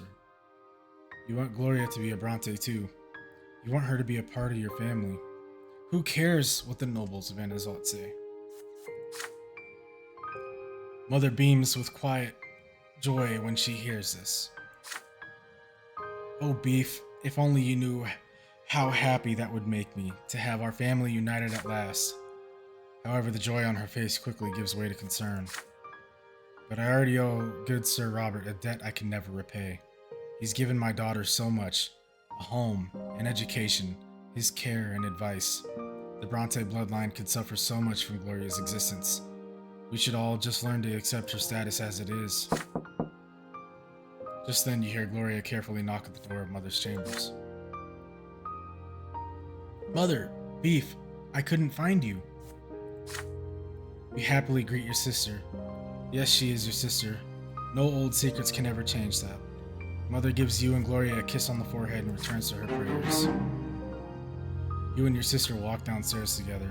Mother is alone by her bedside now, thanking the twins with a quiet prayer for the Brante family they have given her. You hope they can hear her.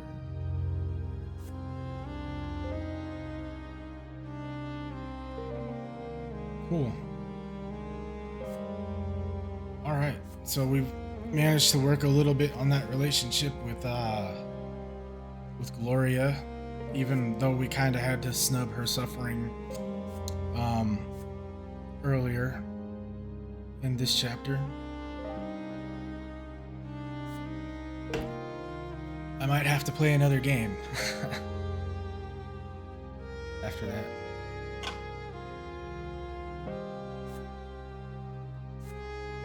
Almost didn't make it. Okay, improve my relationship with my mother, which is good. It wasn't really a priority. I mean, like, I felt bad for her, but I'm her son, you know? Like,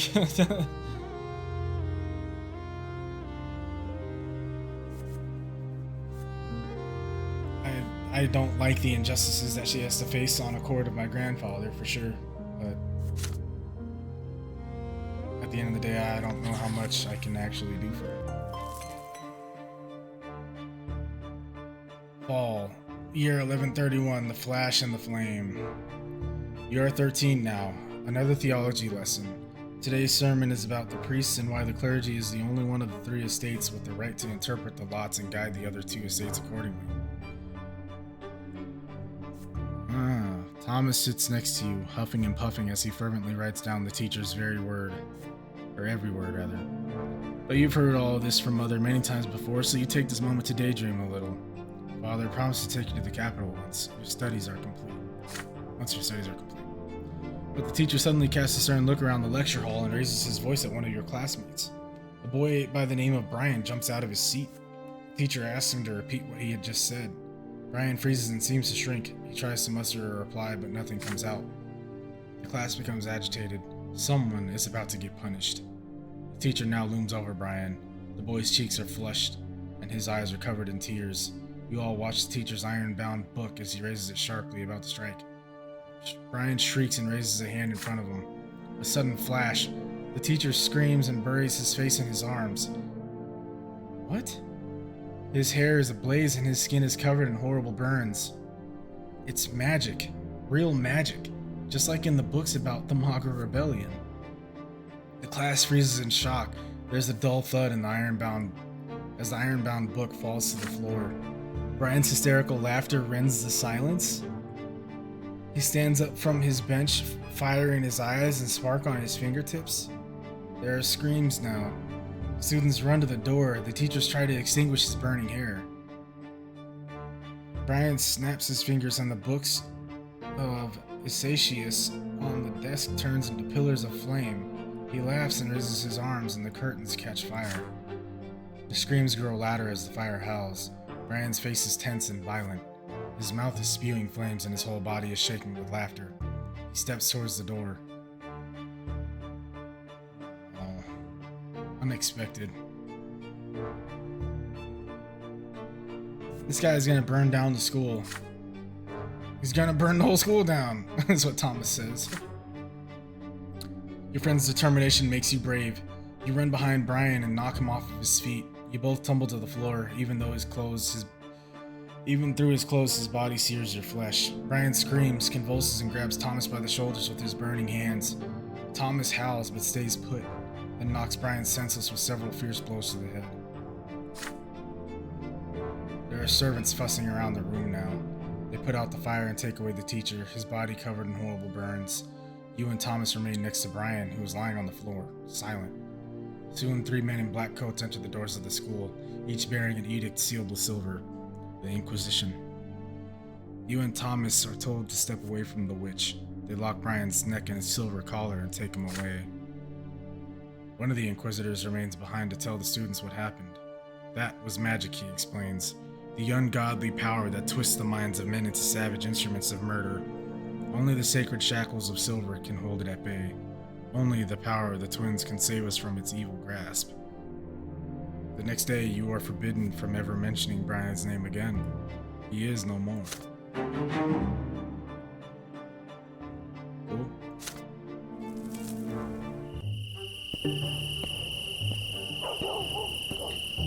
The Nobleman's Lot. A great day looms ahead. 100 years ago, Uther Tempest was anointed to rule over the Empire. Blessed by the twins themselves, the Emperor's reign continues into its 2nd century. Celebrations in honor of the Tempest dynasty are held throughout the city, and the school is closed for 2 weeks because of it. On one of these evenings, Father tells everyone that Grandfather is going to bring Stefan back home for the holiday. They say families should celebrate the day of anointment together. You could benefit from your elder brother's company. With his noble education, Stefan might be able to teach you how noblemen are supposed to act. Soon Stefan arrives. He now handles himself differently. When it comes to ordering servants around and ignoring Gloria, he is still Grandfather's double, but he is more grown up now and far less haughty to you. It is a dark winter evening. A damp, cold wind sweeps through the city from the barren lands of Magra. You and Stefan are sitting in the library. He is telling you all about Eterna, the capital of the Empire. It is full of so many wonders. The Imperial Palace, the enormous Temple of the Twins, the Military Academy, the Imperial College. You have read so much about these places, yet he has seen them firsthand. Nathan enters the library. He looks concerned. I can't find Gloria. I looked everywhere. She's not in the attic, not in the sitting room, not in the kitchen. I heard she wanted to sneak off to the ruins of Shar Milanitis' palace. She could be lost in there.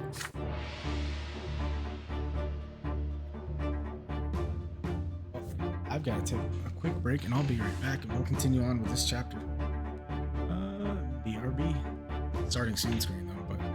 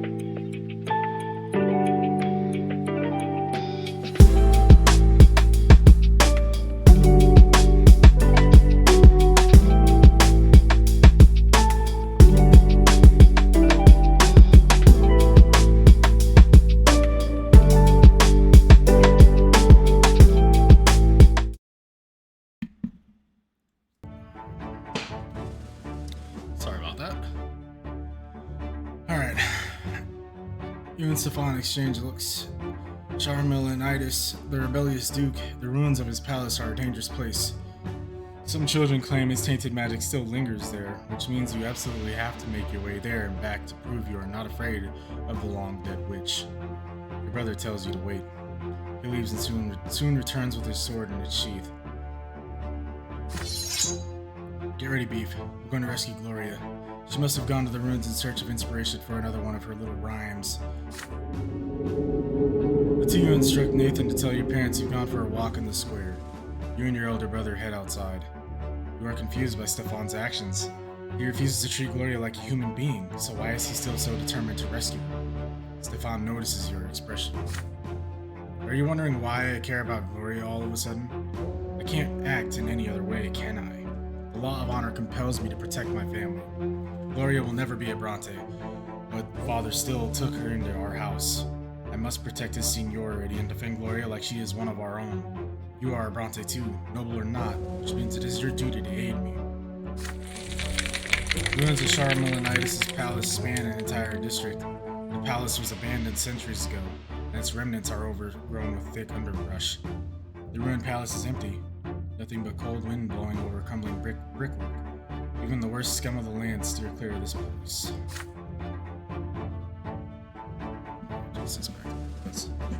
There you go. Accidentally scooted it back. You make your way through the ruins until you spot scattered sheets of paper covered in writing. Your sister's writing. You hear loud laughter coming from behind a dilapidated stone wall nearby. You pull yourself up to peer over it. Gloria is lying on the ground face down, twitching and sobbing. A gaggle of drunk young thugs surround her, crackling and swinging their arms about. You hear their shouts. Look at the lass, sitting here rhyming words together. She thinks she's all noble. But don't you worry, you low-born tart. We're gonna teach you your place. One of the louts spits at Gloria as she lies there. Get away from her this instant, you bastards, or I'll spill your guts. They respond with mocking laughter. Stefan draws his sword. The street thugs recoil in fear, but they soon notice that he is only one-armed man against many. They start reaching out for sticks and stones. Stay by my side. Don't let them flank me. Stefan's hand shakes, but he looks ready for battle. He is outnumbered. For a moment, you hesitate. Perhaps it might be better to run for the nearby district and call for guards. The young thugs are already armed with makeshift weapons. They start approaching you and Stefan cautiously.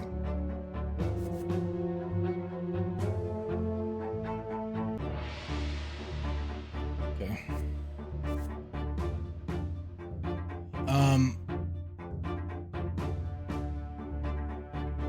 So here, obviously, I don't think calling the guards is gonna help. It's gonna be too late because, yeah, she's already there and they're there. I'll follow my brother's orders. Stefan's firm voice fills you with confidence. You follow your noble brother's orders. It takes a moment to grab a stick, and then you are at Stefan's back, angrily swinging at the louts as they try to bring him down. One of the louts lunges at your brother with a stone, but you hit him with a stick and he falls down right at Stefan's feet. His sword flashes, the blade sinks deep into the young man's stomach. He wheezes. Blood starts pouring onto the ground. The thugs freeze.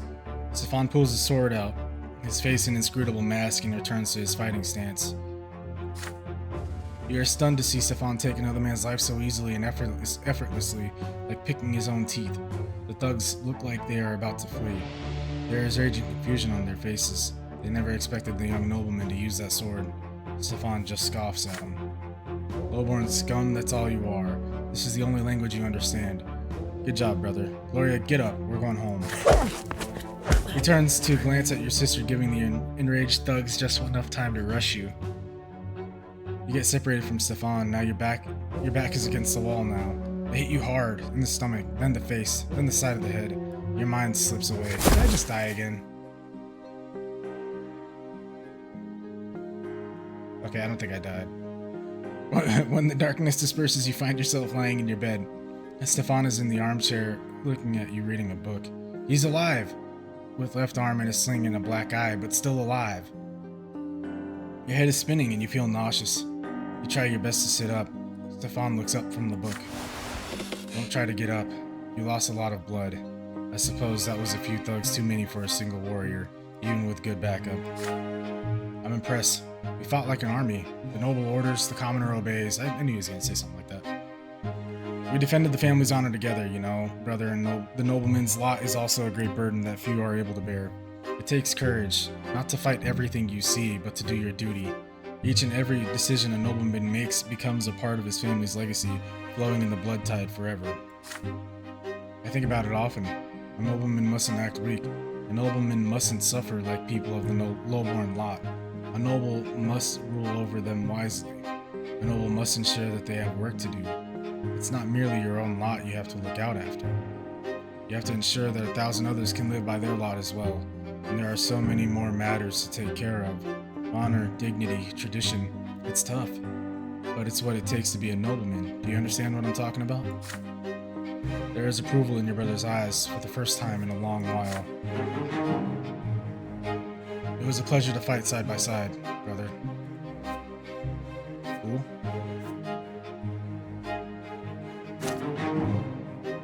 Yeah, lost a little bit of willpower. That's alright, I was maxed out anyway. Cool.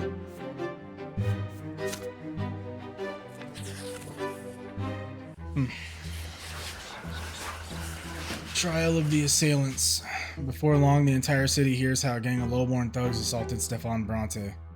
Grandfather ensures that the brash young men are found. Some of them are taken into custody as soon as lesser death releases them. Grandfather seeks vengeance on those who hurt his favorite grandson. Prefect Elborn, a friend of your family, promises to personally oversee the trial and ensure that justice is served. Stefan and Grandfather decide to stay in Anazat until the trial ends. Grandfather demands true death for every single assailant. You ask Father to explain something. How can a legal court sentence criminals to true death? How can worldly judgment overrule the twins' law? Your words are true, my son. Their law is second to none. Yet the twin gods also made the empire and all its ways. The court of law exists to execute the laws of heaven here in the world. Should the court of law sentence a person to death, the law high above will always enforce it. And so every execution brings true death. Okay? So they don't have to sit there and behead the same guy 4 times or whatever. The commoners who assaulted Stefan, a born nobleman, have committed a grave offense. There is no doubt about that. And yet, according to the Emperor's decree, even commoners have the right to defend themselves when they are about to face true death. This means that all of us will have to appear at the trial and testify before the court.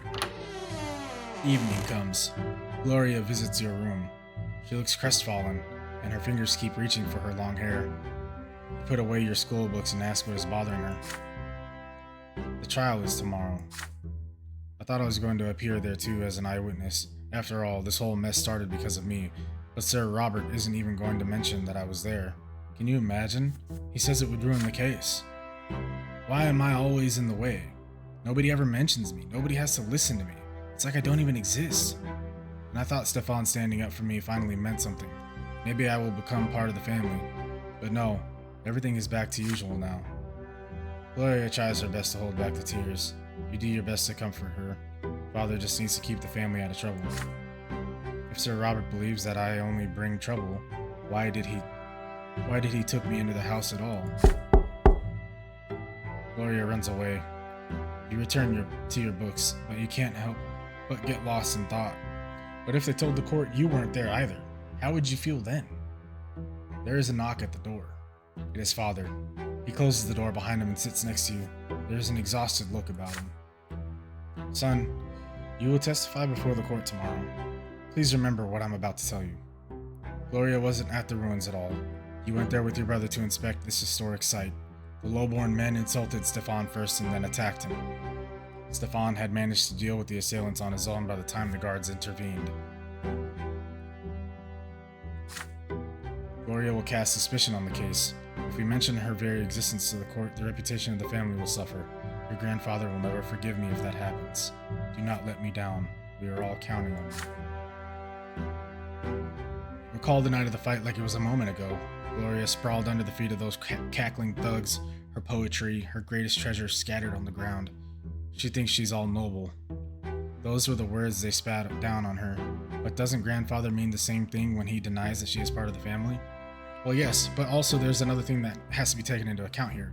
If I decide to put it out that Gloria was in fact at the ruins, right? They're gonna ask her why she was at the ruins. They're gonna want to know why. And if she was out there doing poetry, which is reserved strictly for the nobility, then, they're going to just say that the thugs were going to teach her lot, which means that Stefan will then be in trouble probably for interfering with the lot or what have you.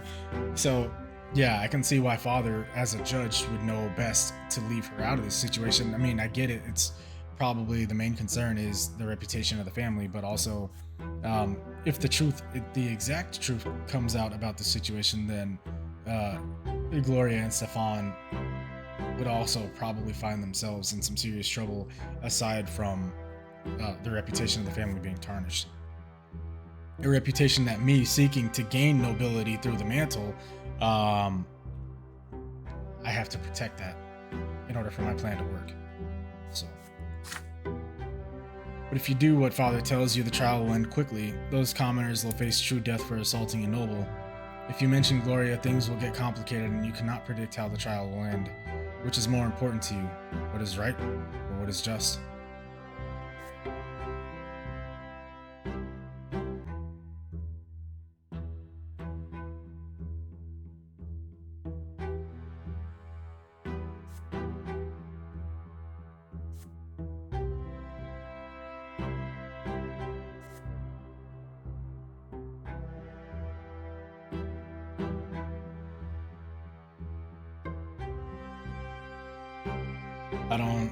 I don't think convincing him to change his mind is going to be really important here. I'm going to support him on what he says because I agree with leaving her out as well.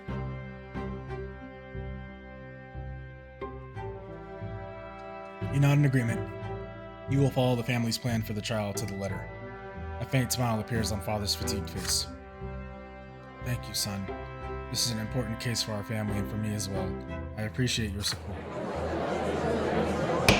The day comes. The trial takes place in the lesser hall of the city prefecture. Sir Elborn himself presides as the judge. You are seated next to father and Stefan. You testify to the court one after another.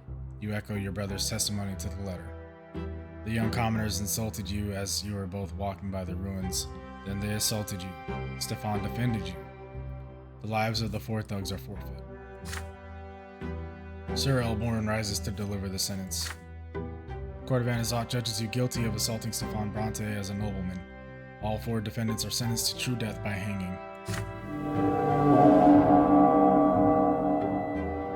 There is no wind, but you feel a gust sweep through the hall.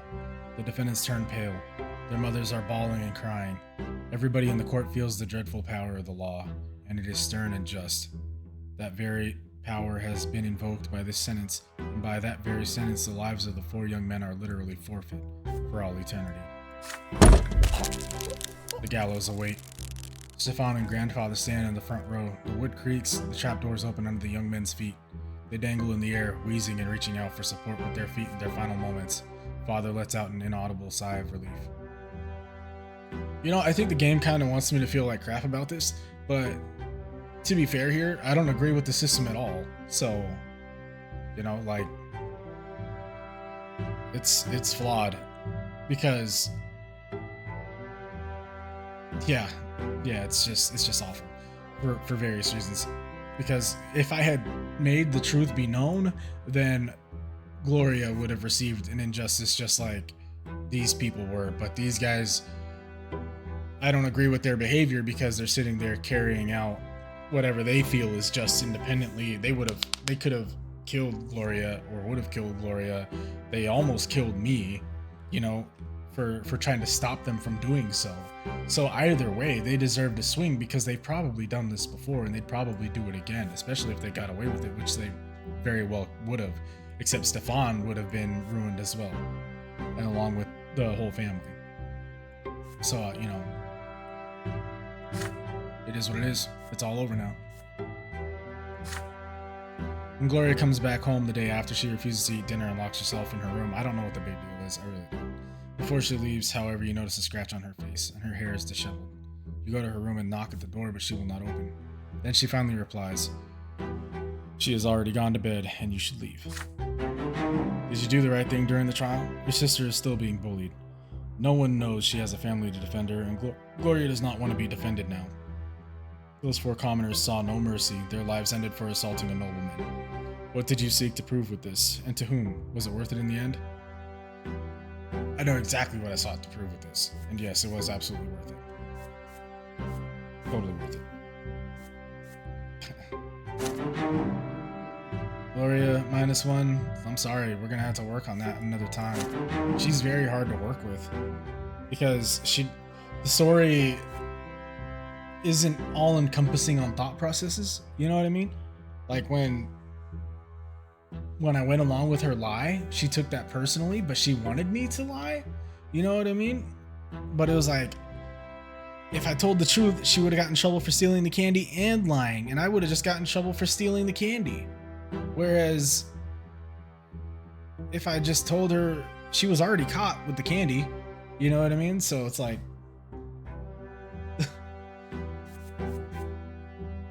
she didn't like me after that either. But, you know, I insist, like, she's deserving of my kindness, you know, and stuff like that. But it's hard. It's hard to get the game to do what it really should do, in my opinion. Because I just see things from a different perspective from the game. And you would think this game, being a game of choices, they'd be better at perceiving that. Stefan leaves soon after the trial, alone. Grandfather does not go with him. For the first time in a long while, he lingers in the house for more than a fortnight. Father says Sir Gregor is ill and needs to rest. Old Papa is gonna knock over the bucket. Several months go by and it becomes clear that Grandfather will not recover. The eldest Brante is mostly bedridden now. On some days he has trouble recognizing people. When he means to address you or Nathan, he calls you Robert, your father's name. But when he does get out of bed, the house grows empty. The servants hide. Mother locks herself in her chambers. You and Nathan run outside or hide quietly in your rooms. If Grandfather sees anyone in the hallway, he begins lamenting. Oh, nobody heeds the lots any longer.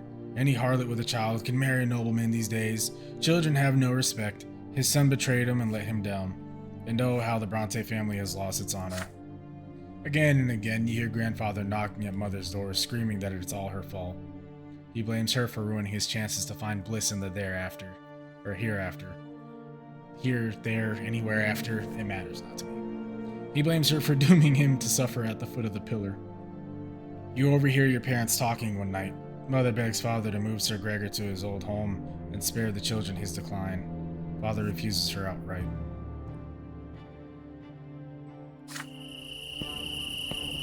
It's late at night. What a creepy looking dude. The hot, dry winds are coming.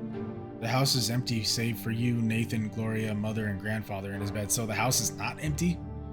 The only person missing from it is Father? What? Father is left for the capital on business. You are engrossed in the history of the Empire, snapping out of your reverie only when the clock strikes midnight. You blow out the candle and get ready for bed. You hear the shuffling of heavy feet outside your door. You see light in the hallway. Grandfather, what could he want in the middle of the night? You peek into the hallway once he has passed. Grandfather's figure sways as he heads for the door to Mother's chambers. He opens the door and walks in. You hear him saying something quietly. Your unease is stronger than your fear now. You sneak closer to hear his words.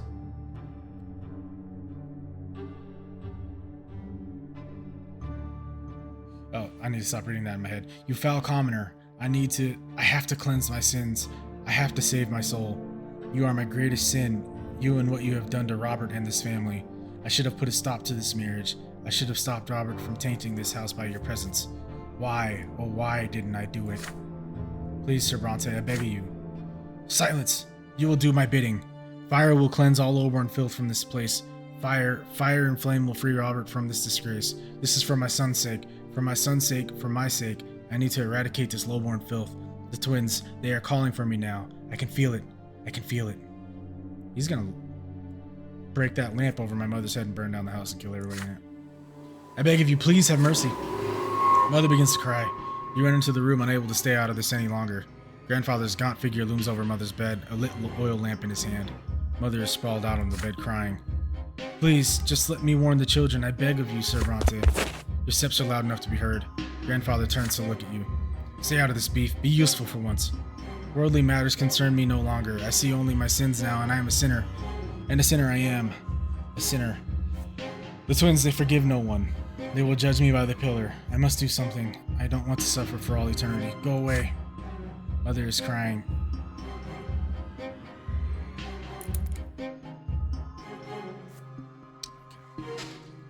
Grandfather is still looming over the bed, driven to madness. His hand shakes as it clutches the oil lamp. His eyes shine in the dark. He truly believes that this has to be done. You are suddenly torn. What if he is right? What if it is the only way for his soul to find salvation? There is no going back now. You have but a moment to act. You run to Mother's side and snatch the lamp out of Grandfather's hand before he can start a fire.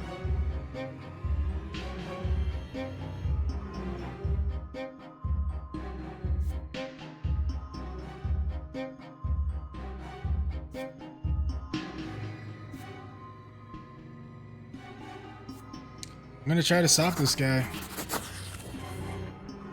Because he's wrong about the twins. I'm pretty sure that they are not that harsh. You look at Grandfather defiantly and step towards him. Because, like, the harshness that these people perceive about them is one that has been created by the narrative set forth by the clergy, not necessarily by their own will. He stares you down with rage and throws the oil lamp at the floor. You manage to catch it, but just barely. Several drops of hot oil hit the rug, not nearly enough to start a fire. The lamp's glass is blistering hot. It burns your hands, but you still hold onto it safely. Well, I'm used to burning my hands, right? Because I reached in and grabbed the place holders. You lowborn scum, you ruined everything. You're every bit like your mother. You. Enraged, he takes a swing and you squeeze your eyes shut, but he does not hit you. Instead, there's a deep exhalation. You peek at him with one eye, just in time to see him collapse, all his strength fading away. His chest is heaving, his face a grimace of contempt. Another heavy exhalation. The contempt is gone. There's only fear now. Grandfather's eyes open wide, almost in surprise. He exhales. His eyes grow dim. Grandfather just died. Mother is there, whispering a prayer. She is shaking violently. You put the oil lamp gently on the bedside table and call for the servants. They carry the body away. It does not disappear. True death has found him. He will never return. You spend the rest of the night with Mother in the sitting room. She will not let go of your hand. For many, many nights afterwards, she keeps seeing Grandfather's shadow out of the corner of her eye.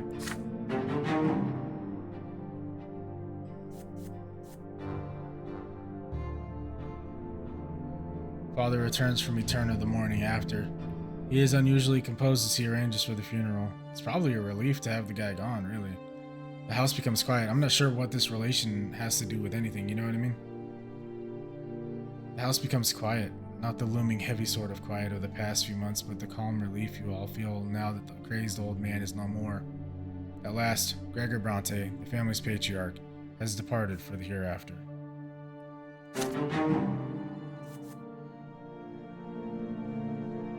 Okay, so my nobility increased by 1, my ingenuity increased by 1. Still not high enough for my liking. My willpower decreased to an acceptable level. Grandfather's demise, the year 1132.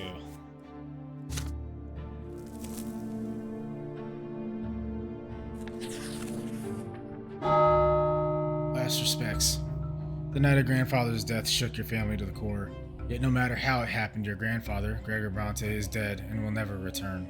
He was a fearful shadow looming over the rest of the family. The Brante patriarch exerting his influence on all the lives below him, and all of you will remember him forever. Father is the new patriarch of the family now, yet he still cannot bring himself to sit at the head of the table where Sir Gregor used to preside. Stefan locks himself away in Grandfather's bedroom every day. He will not talk to anyone. Gloria and Nathan still jump at every sound that so much as resembles the knocking of his walking stick. Mother spends all day in prayer at the temple. And yet the house has become calm and quiet with his passing. But there is one more thing that must be done. The final farewell. It weighs heavily upon your soul. The day comes to pay your final respects. Father goes to the tomb alone, save for Stefan, Nathan, and you.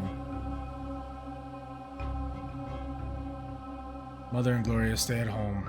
Only nobles or those who may become nobles may join this ritual. There is a solemn silence as you walk to the crypt. Father is the one who breaks his silence when you finally reach the door of the family crypt. Your grandfather built this crypt. Now he will be the first Brante to remain here in body forever, the first ever noble in our family. It is our duty now to hold the sacrament to flowing blood for Sir Gregor. We will honor his legacy and join him as the founder of the noble Brante dynasty. Stefan perks up at father's words. His hands still clutch grandfather's sword. Tradition decrees that it must remain in the niche above the owner's sarcophagus. Nathan, on the other hand, looks even more frightened now. Stairs carved of white stone lead you downward. Deep in the gloom of the crypt atop a pedestal, you see the sarcophagus that holds grandfather's body. Father takes a moment to compose himself before paying his final respects. Gregor Brante, my father, brought our family into nobility through his unshakable will. He was a judge and a loyal servant to the Empire. He lived his life as if he had been born a noble, and he never strayed from the path he had chosen. He sought to make the Brante family a noble by the sword so that our children's children might be of noble birth. The twins know I abided by my father's words all my life, even if I could not obey him every time. Father lets a bitter chuckle as he says this. Stefan glares at Father. He turns to glare at Nathan, at you. After all, the two of you were born of Father's shameful decision to marry a commoner.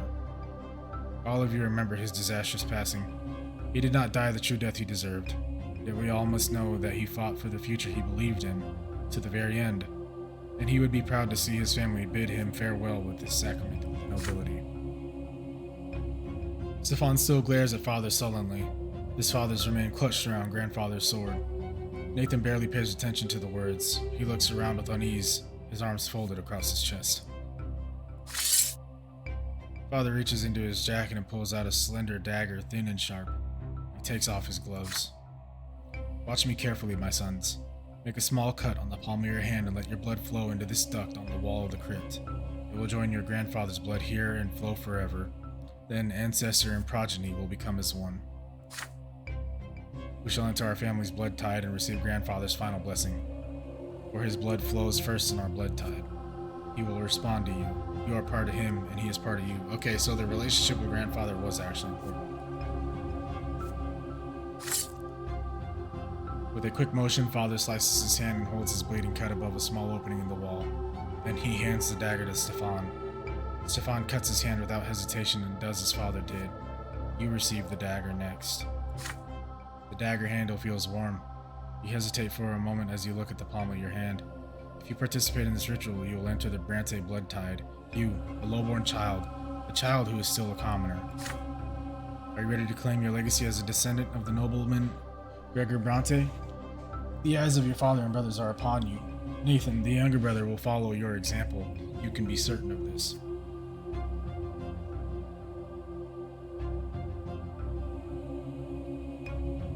Okay, so my nobility...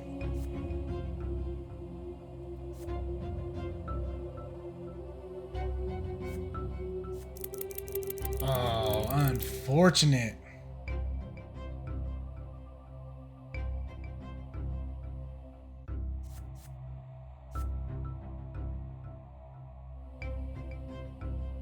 Grandfather's opinion of me is high enough, but my nobility is missing 2 points. And nobleman's sacrament, I did not do that because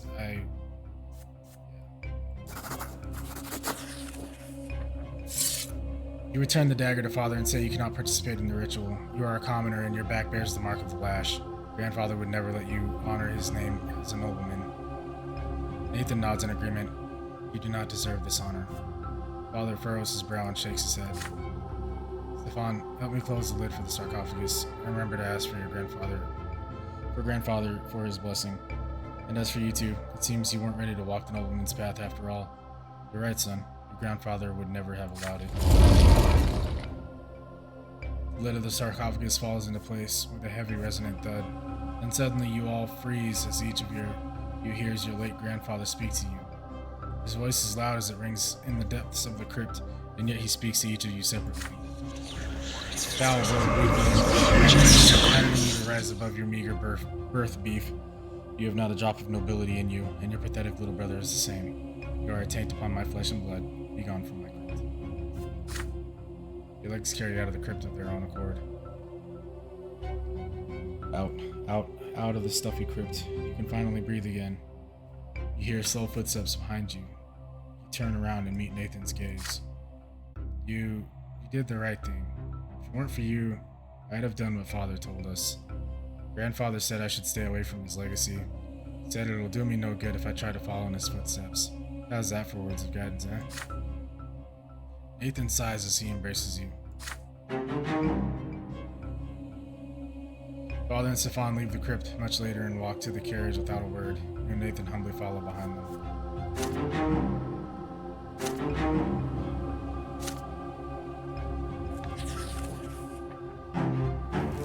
I'm a little unhappy with all that. This event is a consequence of your previous actions. Conditions met.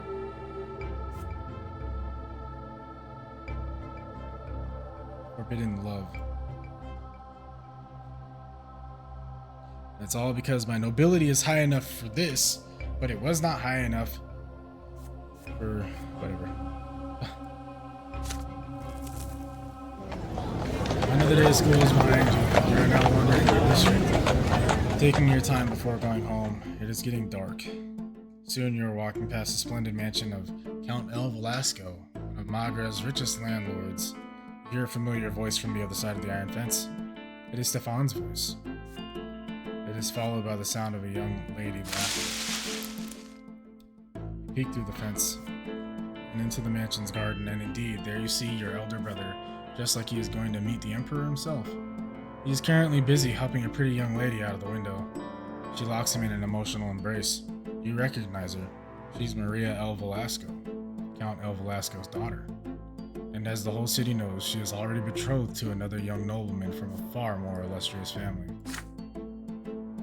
Oh, Maria, I thought I would help you come down to earth from your heavenly abode, but your very touch brings me to the heavens.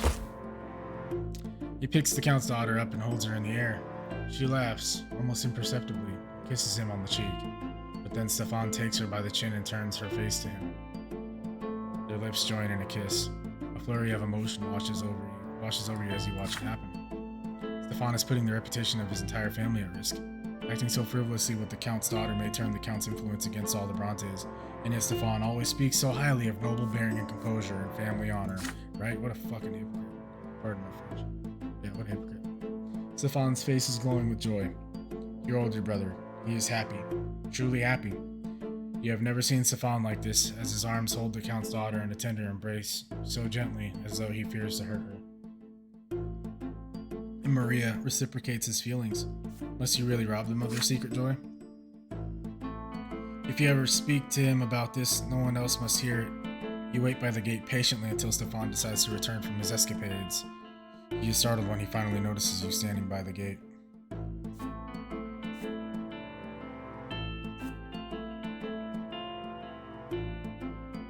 If Stefan keeps acting like this, he will bring disgrace upon the entire family. Yup. You know what? He's messed up a bunch of people's lives because he's most concerned with acting noble, and now he's being a hypocrite. So now I'm not gonna let it slide. You fold your arms as you face your elder brother. He's confused to see you here. You speak to him openly. You know of his affair with Maria Velasco, and Stefan should forget that young lady as soon as humanly possible. He freezes at these words. You keep talking. A noble cannot behave like this. Stefan is risking bringing shame on all the Brantes, and worse yet, he is defying his own lot and his own words.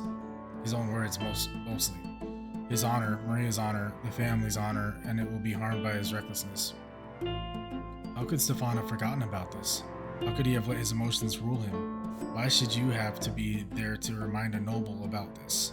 You were born a commoner. You who were born a commoner.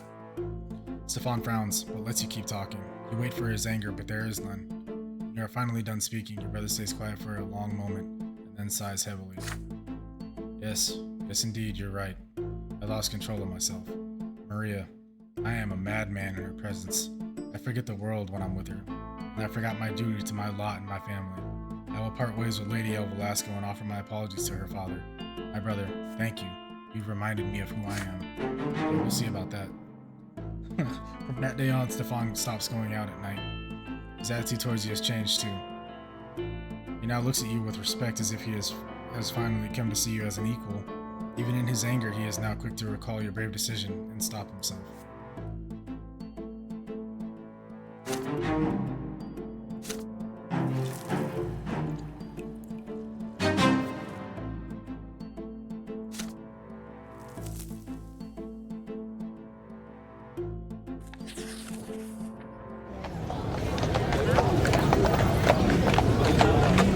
Fugitive girl. Grandfather's passing and last respects have left a mark on the entire family. His words relayed from the hereafter keep echoing in your mind. You still do your best to avoid the memory of grandfather's last night and spend more time on the city streets with Thomas and your other classmates. The road by the house reminds you of another clash with death. Sometimes as you walk along that road, you recall Sophia, the beautiful girl with the wonderful eyes and the terrifying thundering hooves. You have not seen Sophia since that fateful day. The children who live nearby say her parents sent her to a rich Archnean family, the Otons, as a servant. The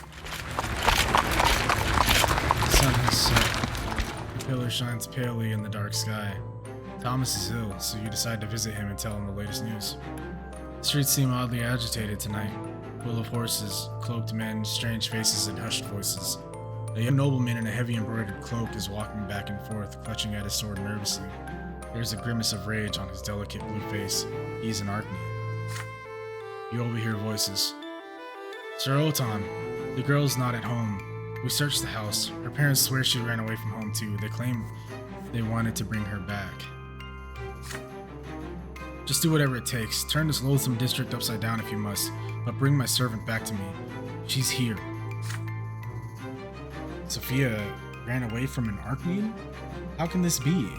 There is only one place on the entire street where a person could hide, the abandoned Moral House, 4 houses away from yours. You head there, doing your best not to attract attention. The lopsided house built of yellow brick has been abandoned for 20 years or so. You remember playing there as a boy. You glimpse a figure inside even before you enter, a pair of eyes glimmering in the dark. You would recognize them even after another 4 years. Sophia has grown up. She is almost an adult now, and her face is full of fear. She is not the easygoing girl next door that you remember. She finally recognizes you. Oh, it's you, Beef. Be quiet. They're all looking for me. I ran away from the youngest Oton. I might be in for a lesser death here, but I'd rather die than spend another day in their slavery. I'm just a thing to him, just a toy to play with. Yeah. Sophia winces and closes her mouth as she says this. There's a glint of bright yellow deep in her eyes. I ran to my parents. I told them all about the men I had to serve, and they went and alerted the Otons. They don't want to be the target of their ire, but you aren't going to tip them off, are you? I might, because I already died once for you. I'm not going to do it twice. The barking and shouting are getting closer. Sophia's voice grows quiet. She runs off to the darkest corner of the house before they can answer. One of Oton's servants is so close you can hear his cloak swishing against the ground. He notices something and calls for the others. There are more voices around you now. They approach the house from the yard and surround it. One of them seems particularly snappy, annoyed, and impatient. You have already heard his voice today. If you're in there, girl, you'd be wise to come out and quit wasting my time. All will be forgiven and you will go back to where you were. You know it. And if you don't, I'll drag you out by the hair. The hilt of the young Archnean sword bashes at the door. He's about to lose his patience for good. Sophia hugs the wall in the dark, trying to stay still. She glances at you. What will you do? Your heart is racing. Can you act against the Archnean orders? Do you have the gall to defy the mighty nobleman? Not a matter of gall. I don't want to die.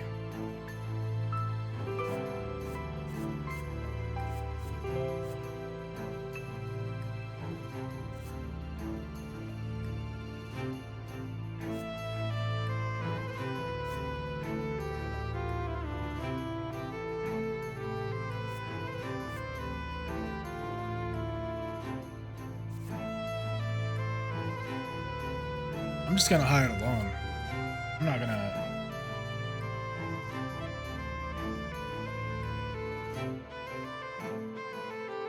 I'm not gonna try to stop the guy. Like, this is way over my head.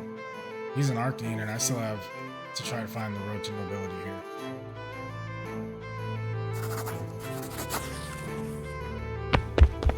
You swiftly turn away from Sophia's desperate gaze and flee to cower in a dark corner.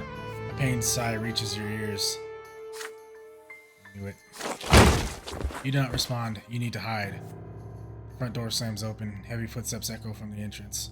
The irate Arcanian strides right past your hiding place, paying no heed whatsoever. Where are you, you little tramp? There's no hiding from me. A shadowy figure streaks past you. Sophia? A high-pitched, furious scream slices through the silence. A blinding golden flash explodes in front of you. Sudden cascade sparks from the as you blink, stunned, Khan's tall figure freezes and suddenly collapses. She knows magic. Golden sparks are still dancing before your eyes. A sudden pain seems to rupture your skull from the inside. Through the light and the pain, you barely catch a glimpse of Sophia as she dashes past the prone Arcanian and runs out the door. It takes Otan a few long moments to regain his senses. He gets up with a curse and runs after Sophia. So she's a witch too, eh? Get her now. You hear men running, shouting and barking orders on the other side of the wall. You lie there on a pile of old bricks, rubbing your eyes. A strange stupor slowly leaves you. You get to your feet and walk unsteadily out of the abandoned house. The danger has passed. You walk back home lost in thought. So Sophia is a witch. You recall how her magic bound Otan by the arms and legs, how he lost all control of his body. The runaway servant girl becomes the talk of the district for an entire week. You hear that Sophia has managed to flee the city. The Otans are furious.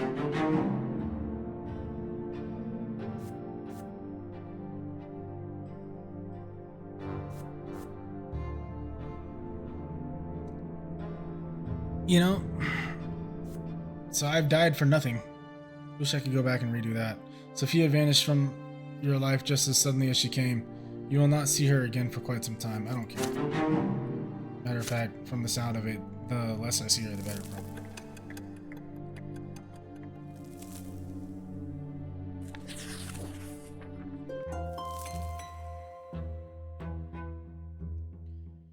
You're about to turn 15, just one step away from adulthood. Mother is acting anxious at dinner today, barely touching her food. You exchange glances with Gloria. She carefully tells you that she wants to go to the tailor. Mother shudders, and her hands clench in fists. No, don't you dare leave home today. I forbid it. That dirty, heretic Fotis is preaching his lies under the silver tree today. Twins willing, I don't want you to hear any of that. You and Gloria glance at each other again. Fotis, he is the patriarch, the head of the clergy throughout the entire province. That is the first time you've heard Mother speak like this about a priest, especially such a high-ranking one. Once you leave the dinner table, Gloria comes to your room with a cunning expression on her face like she's about to play a trick on someone. She has a plan. The two of you should sneak out of the house and go to the silver tree. You simply must hear that sermon for yourself. What's so bad about Patriarch Fotis? Why does Mother hate him so much? You two are grown-ups now. Surely you have the right to know. You agree with your sister. Together you sneak out from under your mother's watchful eye and hurry to the silver tree. The temple block is full of people from all ranks and estate. There is barely enough room for you to squeeze through the crowd. The crowd is gathered around the very roots of the tree. Gloria suggests that you climb up to the roof of a nearby building so you can hear and see everything better. And not a moment too soon. From the roof you see a tall silver-haired priest step onto the platform by the tree, dressed in the common black robe that looks far beneath his rank. Yet he stands like a noble before the crowd. Behind his back is a banner flapping in the wind, the open book. This is the symbol of the new faith, the crowd whispers.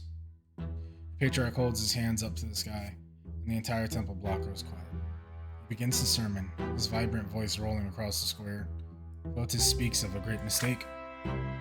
We entrusted ourselves to the lots as the only way to fulfill divine providence in this world.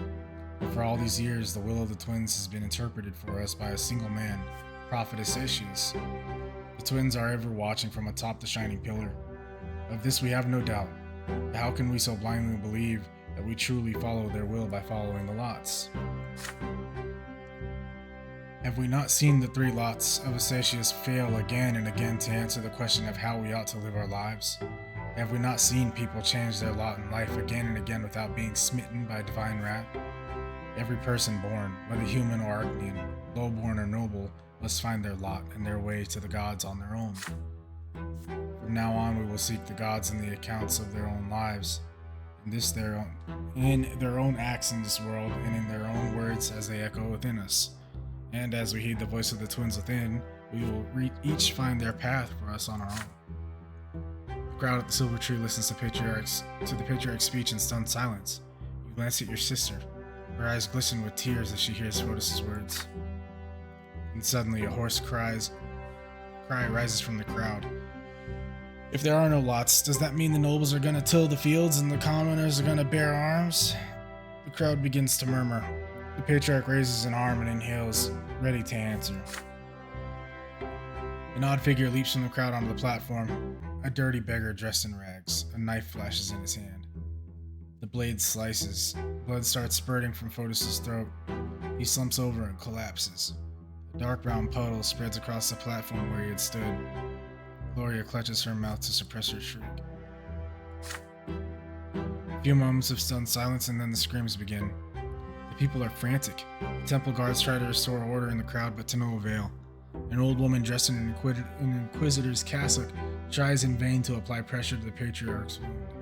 The nobles draw their swords, dogs are barking, the crowd is pushing and shoving, children are crying, the entire square by the tree is in chaos. From the roof you see the moment when people start trampling each other, howling, praying, shouting. Gloria tugs on your sleeve. Time to go. You climb down from the roof and run. You return home without exchanging a word. Mother has been in her room all the while, so no one noticed her absence. Gloria locks herself in her room. You do not discuss things you have just seen. They are too frightening, but your parents discuss every little detail of the bloodstained sermon over dinner. Well, terrorism. This is unbelievable. A patriarch murdered in plain sight. The gendarmes and the Archduke's guards have searched every corner of the slums, and the murderous beggar has disappeared without a trace. I can't even imagine a more gruesome crime.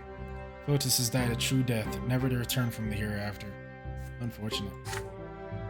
But how? Why can't the patriarch be reborn? He's so close to the twins. Such is the way of the world, my children. Once you are granted great power by the twins will, there is no hope for you to come back, not even after the first of your deaths. Emperors, their powerful vassals, heads of great Arcanian dynasties, patriarchs of the church, none of them are destined to be reborn. Fotis is gone forever. I fear for his soul. It was lost in doubt. Will the twins accept him upon the peak of the pillar? We must pray for the patriarch, children. Let us hope he managed to return to the true old faith before the moment of his passing. There is little hope for that. Alright. We are now shifting into discontent.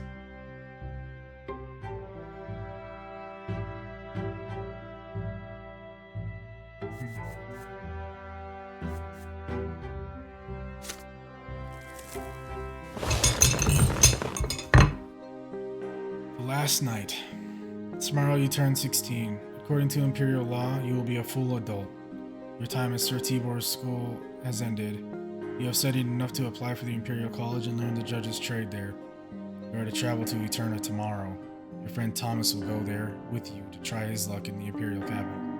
Mother and father prepare you for the long journey. Remember, son, there's only one goal for you. You must become a student at the Imperial College. Your teachers dragged you through all those books for a reason. You have the knowledge and fervor to be ennobled by the mantle as I was, and as my late father was before me. And who knows, maybe one day you will be the one to write the name Brante in the blue book and ensure that your children's children will be noble by birth. Then Mother speaks to you carefully. There is worry in her eyes, of course. There always is in mothers. But Robert, there may be another path for our son. Stefan, your firstborn, was born a noble. He will surely earn the title for the entire Brante family. Your second son bears the favor of the twins. For him, the path of the priest is a worthy calling, no less than a nobleman's sword. I'm not interested in that. They have been arguing about your future for a while now. Still, she would never defy the will of a nobleman and her husband. You smile at them both, trying to placate them.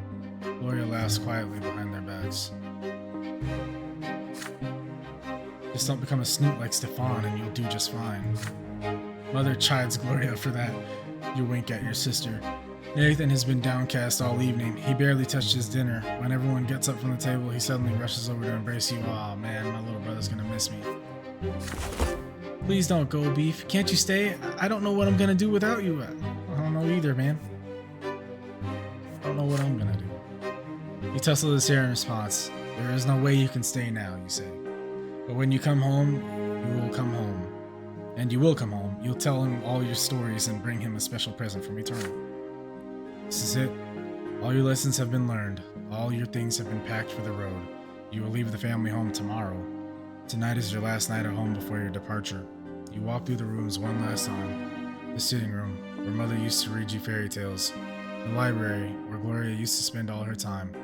Father's study, which you entered only on special occasions.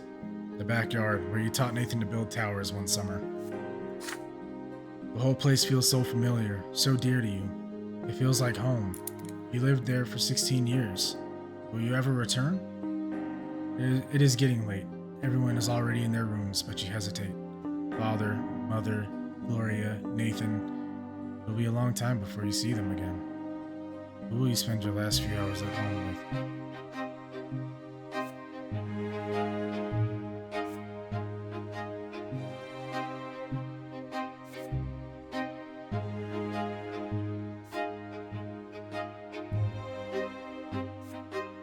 So I didn't meet any conditions to hang out with my parents.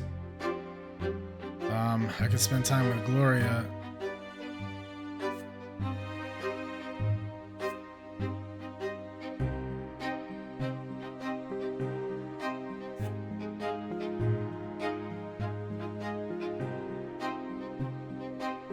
I want to spend time with Nathan, really.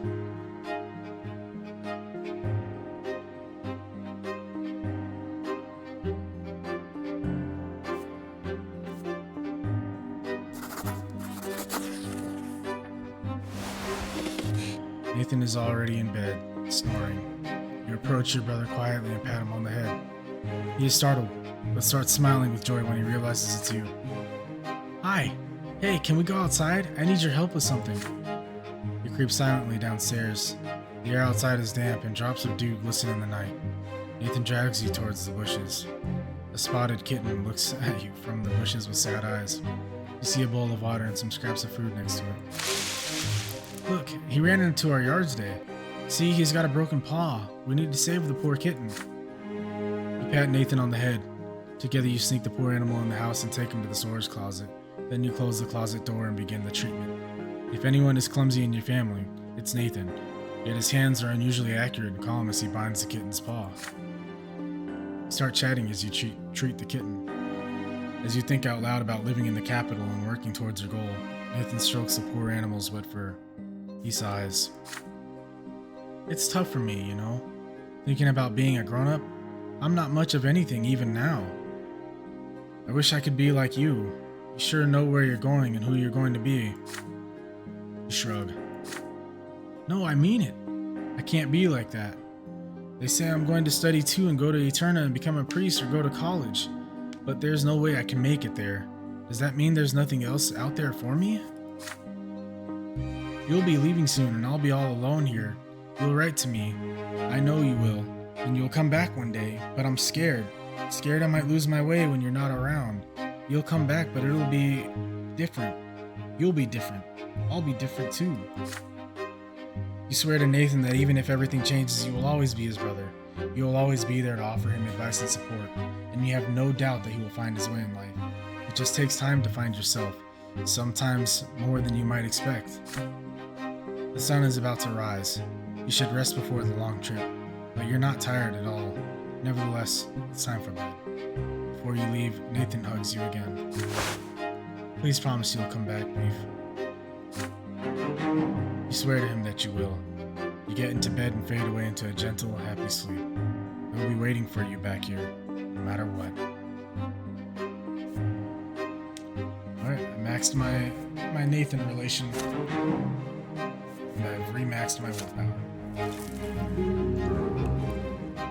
You leave the family home for a long time. Your future awaits you in Eterna, the capital of the Empire. Here's 1133.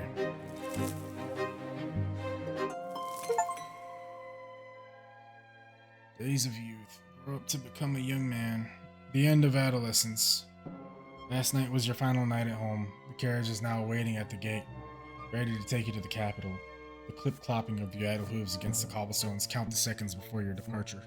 You take one more look at your parents' house and recall your childhood spent there, in the nearby yards, at your school, and on the winding streets of Anazat.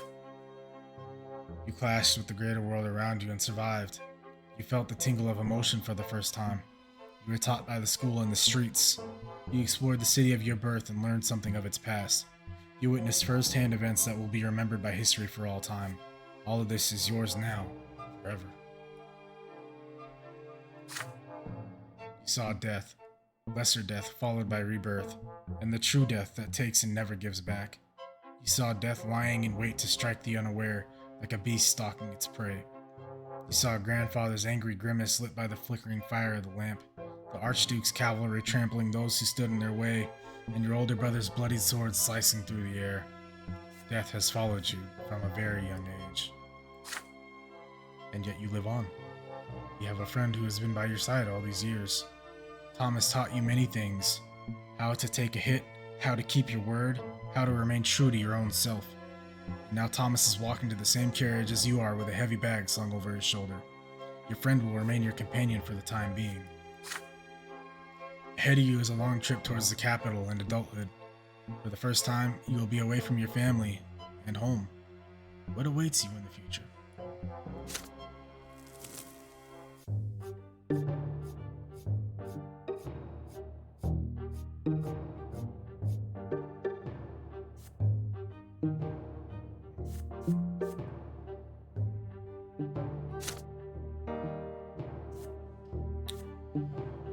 All right, so we got nobility up to 5. I wish it would show me where I was before the chapter 2. I think that'd be useful. Ingenuity got bumped up, I think 1 point in all of that. Spirituality increased by 1 point. Willpower is maxed out. I died once in chapter 2.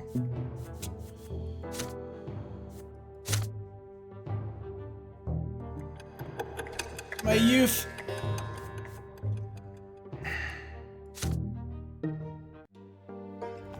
Leaving my hometown behind, I set out for the capital of the empire. There, I would discover my role in society.